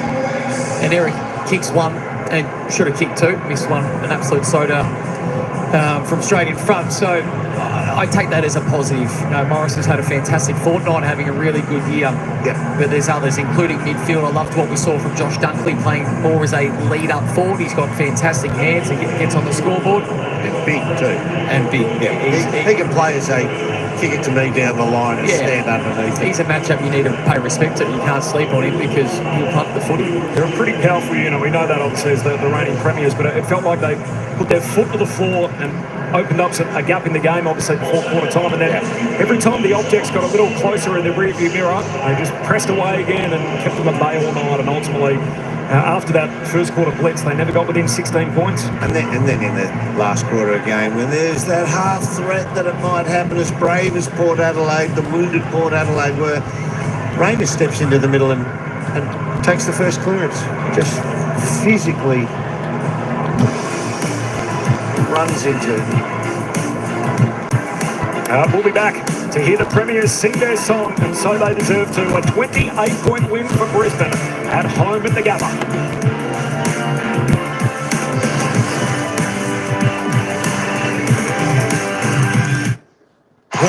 All right, there we go. Game, set, match. The Lions just a little bit too strong. Thank you, umpires. Well, the umpires were a little bit ordinary, as we'll say, in a three-quarter time. But, I mean, there were a couple of telling factors also. Look, the Lions were pretty good when they had to be. Port Adelaide were okay, but, look, their delivery into their forward 50 on fair few occasions was just atrocious, and that sort of prevented them from scoring a little bit more. And, of course, the injuries to Port Adelaide through the game this evening put them down to 1 on the bench, which is pretty tough on the rotations. Not many players getting to get a little bit of a breather. Catch you later, WA Footy Kid. Hey, we'll catch you next time. We've got a couple of games coming up tomorrow. If you want to tune on into those. What are the games coming up tomorrow? Just for, Sydney and Fremantle tomorrow, about 1 o'clock Melbourne time, and of course Adelaide, Melbourne, about 3:15 p.m. Melbourne time. They're the 2 games covering tomorrow, so it should be a pretty good one. Should be pretty good games tomorrow. Of course, that'll be big factors how Fremantle will go in that game as well. But look, it was a good spectacle tonight. It was a game that was a little bit nail-biting, of course. It was after quarter time with, it looked like, wow, Brisbane Lions are going to blow Port Adelaide out of the water here. But to their courage, they fought back Port Adelaide, and it was pretty even Stevens. Of course, after quarter time, it was 10 goals, 8 to the Brisbane Lions, and 11 goals, 6 after quarter time for Port Adelaide. So if you take away the first quarter, Port Adelaide slightly ahead. So it wasn't too bad considering all those things that actually happened in the game. But the Lions too good in that final term, putting on 4 goals 2, and of course Port Adelaide 4 goals 2 also in that final term. Look, it was good. No, there were high points because the umpires. Yeah, look, the umpires are a little bit iffy in some of their decisions. There's no doubt about that. But I think more to the point, I think the entries inside their forward 50, they just let themselves down big time, especially in that opening quarter. Opening quarter, they had 4 entries inside their forward 50. All they had to do was hit up a leading player, and it could have been 4 goals difference. And that could have then put 24. That could have then put Port Adelaide 6 goals up, and whether Brisbane would have had the momentum or the oomph to come back from that. So it just so Port Adelaide had a few things in there as well. There was just a few factors in the game tonight. I know the umpiring wasn't overly brilliant tonight. But I think sometimes you still got to be the better team on the night in all aspects, and unfortunately Brisbane certainly did that. And it was definitely the opening quarter from about the 13-minute mark. From this point right here, the 17-minute mark of the opening term to the 33, within 16 minutes, Brisbane put on those 8 goals or so. So. Yeah, that's where it really bit Port Adelaide in the backside there. And of course, Charlie wasn't in the game. No, he was. Look, Charlie was good in that opening quarter when they were piling on the goals. He got a couple and sort of got the crowd going and a light. But then, he went out of the game a little bit there. But it was a good effort. And Port Adelaide come up against West Coast Eagles next week. So you would expect Port Adelaide to win that one over at home. And, of course, Brisbane Lions next week travel to Melbourne, I believe. I think they've got to travel down to, where did I see that? Down to Marvel Stadium. They'll play Carlton. Carlton's been right out of form, so you would expect Brisbane to win that game as well. Let's just have a little bit of a peek sneak at the goal scorers. Of course, Zach Bailey. Actually, we'll take you down to the rooms while the Brisbane Lions sing their song. And then doesn't September look exciting? Collingwood, Geelong, Hawthorn right beside them.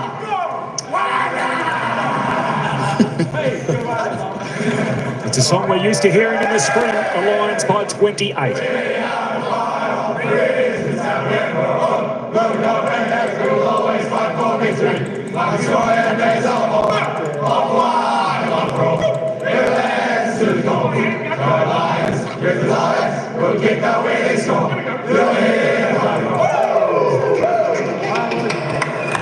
All right, so they sung that with a lot of gusto, didn't they, the Brisbane Lions? What do you reckon, Chia? What do you reckon about that? The Lions got up. They were victors tonight by 28 points over Port Adelaide. We had a lot of happy Brisbane Lions supporters in here. Not too much happy Port Adelaide supporters here. And, of course, a lot of the other supporters were certainly wanting Port to win to stop Brisbane going that game ahead. Did I just mention the other game around the grounds? It's full time at the other game at Marvel Stadium. Hawthorn 14-10-94. They defeat the St Kilda Saints 10-14-74. 20-point margin over there at Marvel Stadium. Unfortunately the Hawks got the job done there. It's all sad to hear, but there we go. Hey, shout out, of course, Sheila May, the famous cheer in the house. Hey, it's like having royalty in the house. Big win, cheer, big win. We've got to chase those Buditi later. That is for sure. Try and get them all. Try and get a big win. Let's have a little bit of a look at the goal scorers. As I was saying, Zach Bailey topped the table for everyone out there for the Brisbane Lions. He kicked 5 goals, 26 disposals, 16 kicks. He had a ring-a-ding-ding game. Charlie Cameron, he ended up with 3. Of course, kicking 2 in the opening term, and then singles too. I need to roll this down because there was a lot of goal scorers for Brisbane. Single goal scorers to Lockie Neal. Logan Morris ended up with 1. JJ. Logan Morris got 1. Hugh McCluggage, don't forget your luggage, got 1. Kai Lohman, Eric Hipwood, Darcy Fort, Josh Dunkley, Will Ashcroft, Levi Ashcroft, Callum Achia. Tell you what, that's half their side. No big win. You're salty. Oi, I think not salty now. I think more sweet than salty. Sana, shut up. I have to try again. All right, and for Port Adelaide, the major goal scorer was Mitch Georgiades with 4 goals, 1 off his 10 disposals, 9 kicks. He did pretty well, Georgiades, but he did drop a few marks and he should have taken. But there we go. It was just one of those games. Willie Rioli, not too bad an effort. He bobbed up with 3 goals with Luke assists. Is that how you say his name? I hope it is. Both the boys had 3 goals. Sam Pepper unfortunately went off the ground injured. He was one of the main ball getters, playmakers there for Port Adelaide. So it was really sad to see him go off the ground. He's one of my favourite players I love to watch for Port Adelaide. He ended up with a couple of goals. Joe Richards with 1. Jason Horn-Francis with 1. There you goal scorers. There we go. Well, the ball magnets on the day. Let me just take this down. Disposals. There we go. Connor Rose, Zach Butters. They topped the table out on the field today. 31 disposals for both fellas, both having 20 kicks, both having 11 handballs, both having 5 marks. There we go. 31. The only 2 players out on the ground this evening with over 30. Lockie Neal, Hugh McCluggage, best for the Lions on 29.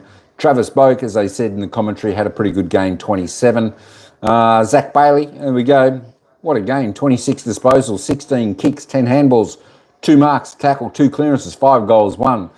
Thank your mother for the Rabbits. Dane Zorko, 23. I'll quickly roll down this because my power's getting really low on the phone, so I'll have to end this not too far away. Sorry about that, folks. But we'll get through some of the stats.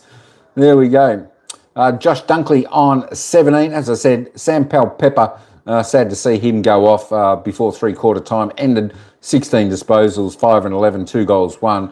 They certainly could have done with him in that final term. Kyle Oman ended up with 14.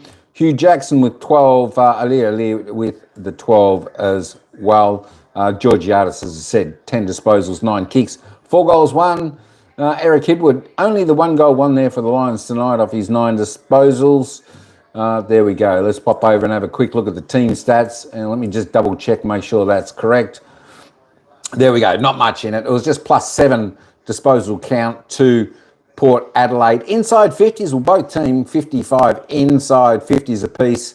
So they had their opportunity. It was just the Lions delivered the ball a lot more efficient. Free kicks, 26, 24.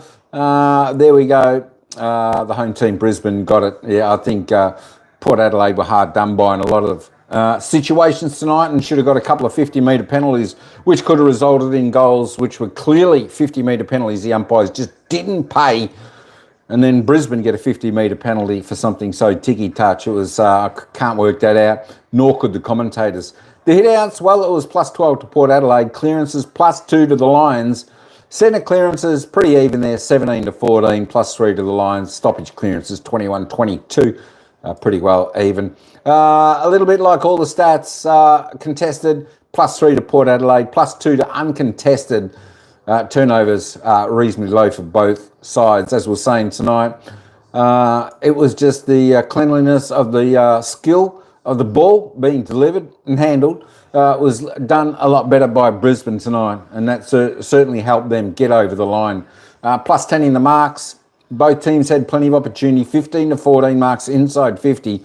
I said that opening term, Port Adelaide had fantastic opportunities there, but the entry inside forward 50 were just atrocious. But they certainly fixed that up. But that being said, both teams had their chances. Tackle count, Brisbane really low on their tackle. That's something they'll probably need to address as well, try to pick up a little bit more pressure as well. Port Adelaide 51, not too bad, a little bit better there. Tackles inside 50. Again, Brisbane, 2 tackles inside forward 50. That's not really going to get it done against the top sides in the competition. Port Adelaide 8. So, they really need to work on that. Now, I think we did have a look at the ladder. Let me just reload the live ladder up. And as we can see, Brisbane go up to second on the ladder now. 46, 2.5 games behind Collingwood. Sitting on the ladder. Port Adelaide down there in 10th position, 28 points, 3 games plus percentage outside of the top 8. So, although mathematically possible, you just never know. I think it's going to be mighty tough, although they got West Coast next week. That should be a victory, and it all depends on some of these games here. Hawthorn winning, of course, tonight, jumping up in the 4th position, just a half a game behind Brisbane. So, vitally important what happens over the next few weeks to try and position your team in the top 4, and for these teams here to position yourself in the top 8. Look, anyone from Fremantle can still make the top 4. It just all depends if Freo can win tomorrow, get a good win, try and boost that percentage a little bit. What happens in the games coming in the weeks ahead on the games, because as I said, a few of these teams will play each other.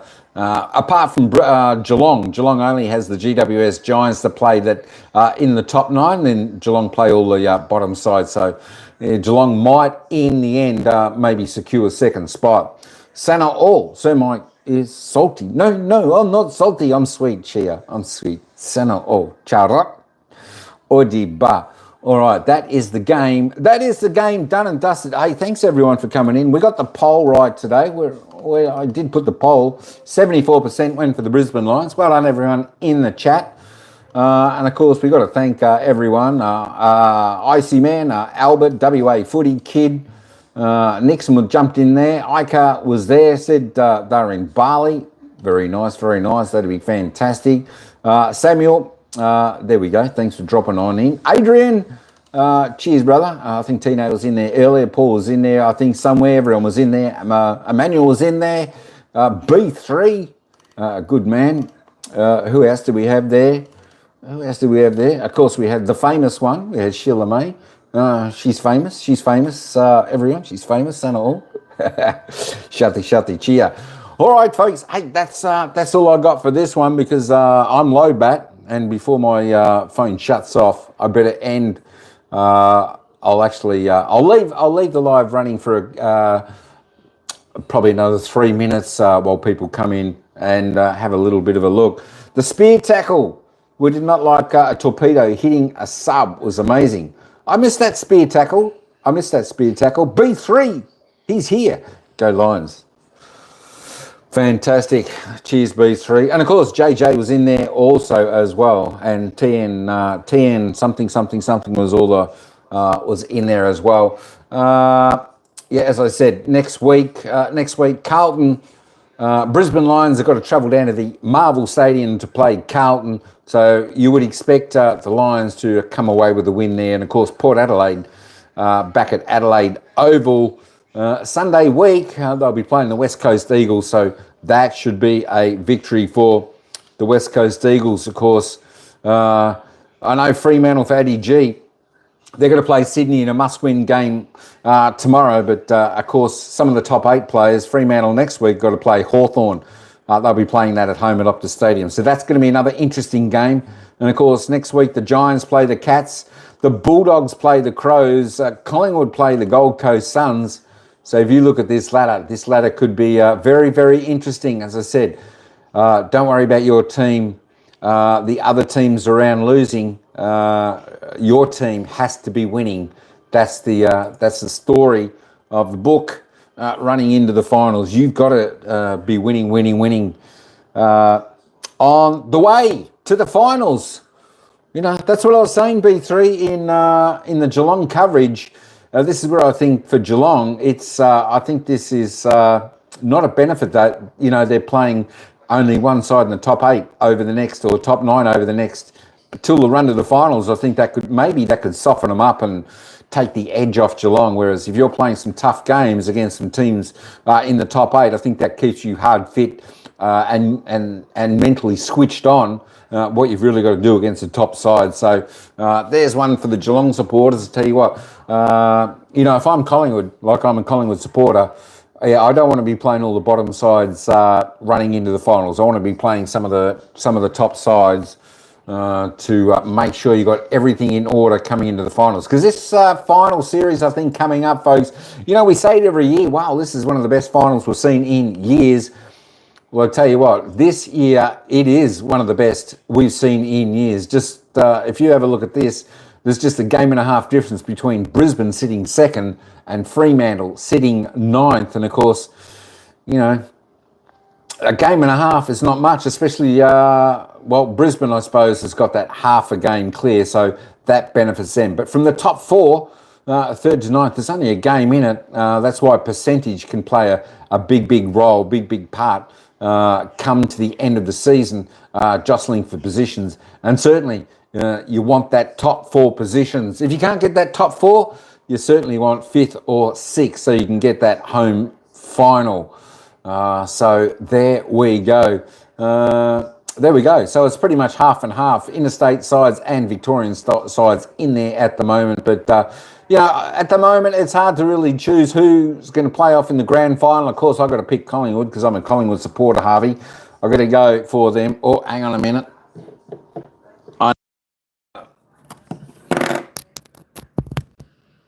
There we go. Sorry, I just had to change off the mic and just plug the phone in because it was just about to shut down. But that's still there. Now I've forgotten what I was saying. There we go. Oh, who is going to play off in the grand final? I don't know. We can all give our predictions tomorrow if you want, during the games tomorrow. I once thought Collingwood and maybe Western Bulldogs could play off in the grand final. Depends how the Bulldogs continue to roll. I might stick with that. Just depends. Anyway, look, as long as the Pies are in there, Collingwood supporter. Happy boy here. All right, folks. Hey, that's enough of me chit-chatting. I'll just leave this so you can continue chatting in the live chat for another few minutes if you want.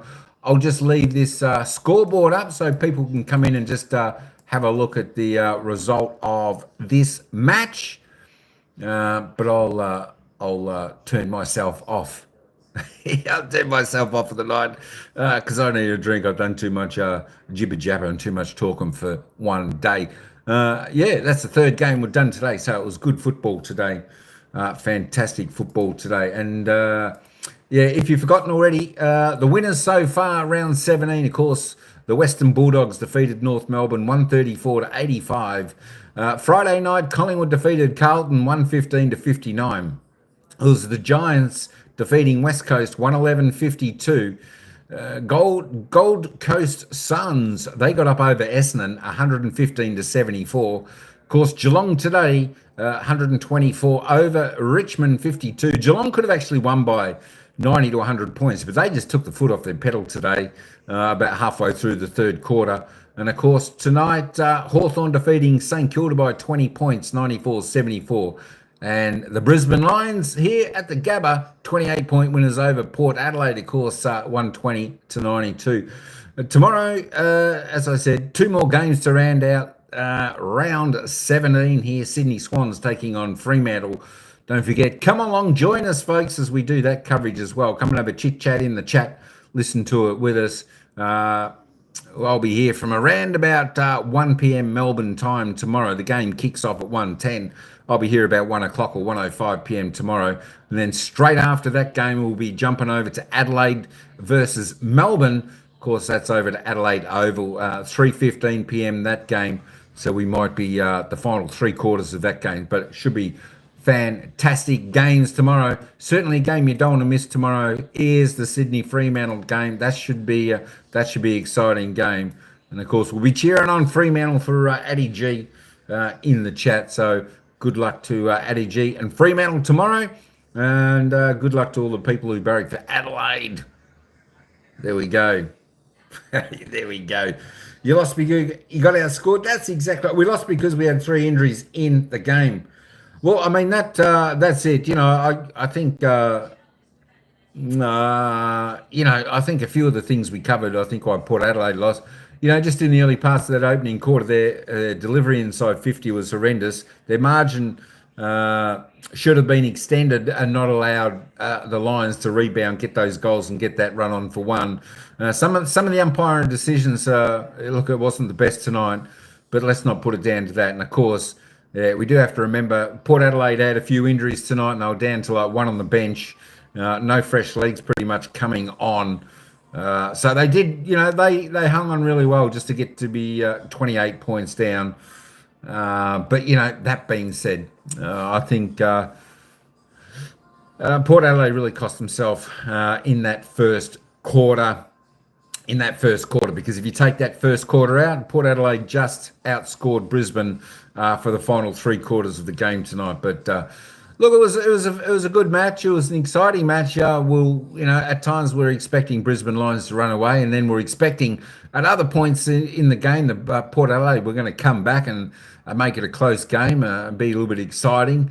But they got as close back as about 16 or 18 points or so there. So, and then Brisbane just does what they normally need to do and just stretch that lead a little bit out. But game that had it all. It certainly did have it all. It actually wasn't too bad a game. So we're certainly happy. B3 that it didn't blow out. Especially after the first quarter, when Port Adelaide led by about 12 or 13 points up until the 13 or 17 minute mark, and then Brisbane Lions just blew them out of the water, got to 32-point margin at quarter time. It was just lucky that it didn't blow out any further, and it stabilised a bit, and there was always that hope, but it never really happened. Brisbane injury free, held them in good stead for the rest of the game. All right, folks. Hey, that's all I've got for this one. My voice is going, so I'll say ciao for now. We'll see you tomorrow for the Sydney Fremantle game about 1 p.m. Melbourne time. Thanks all for coming on in this evening and today and all the other games throughout all the coverages we had. Thanks for everyone who hit that like for me. Appreciate that. Don't forget, folks, you're more than welcome when we're doing the live, throughout the live. If you're here, don't forget, if you want to share the live, some of your friends can come in and have a chat as well. That's always good news, always happy times, always a bit of fun. That's what we're all here for. Look, we all love AFL football. It's all for a good bit of fun and just enjoying this game that we all love so much. So there we go. Hey, folks, that's me. I'm out. All right. We'll catch you all tomorrow. So until next time, ciao for now. We'll see you at the next game.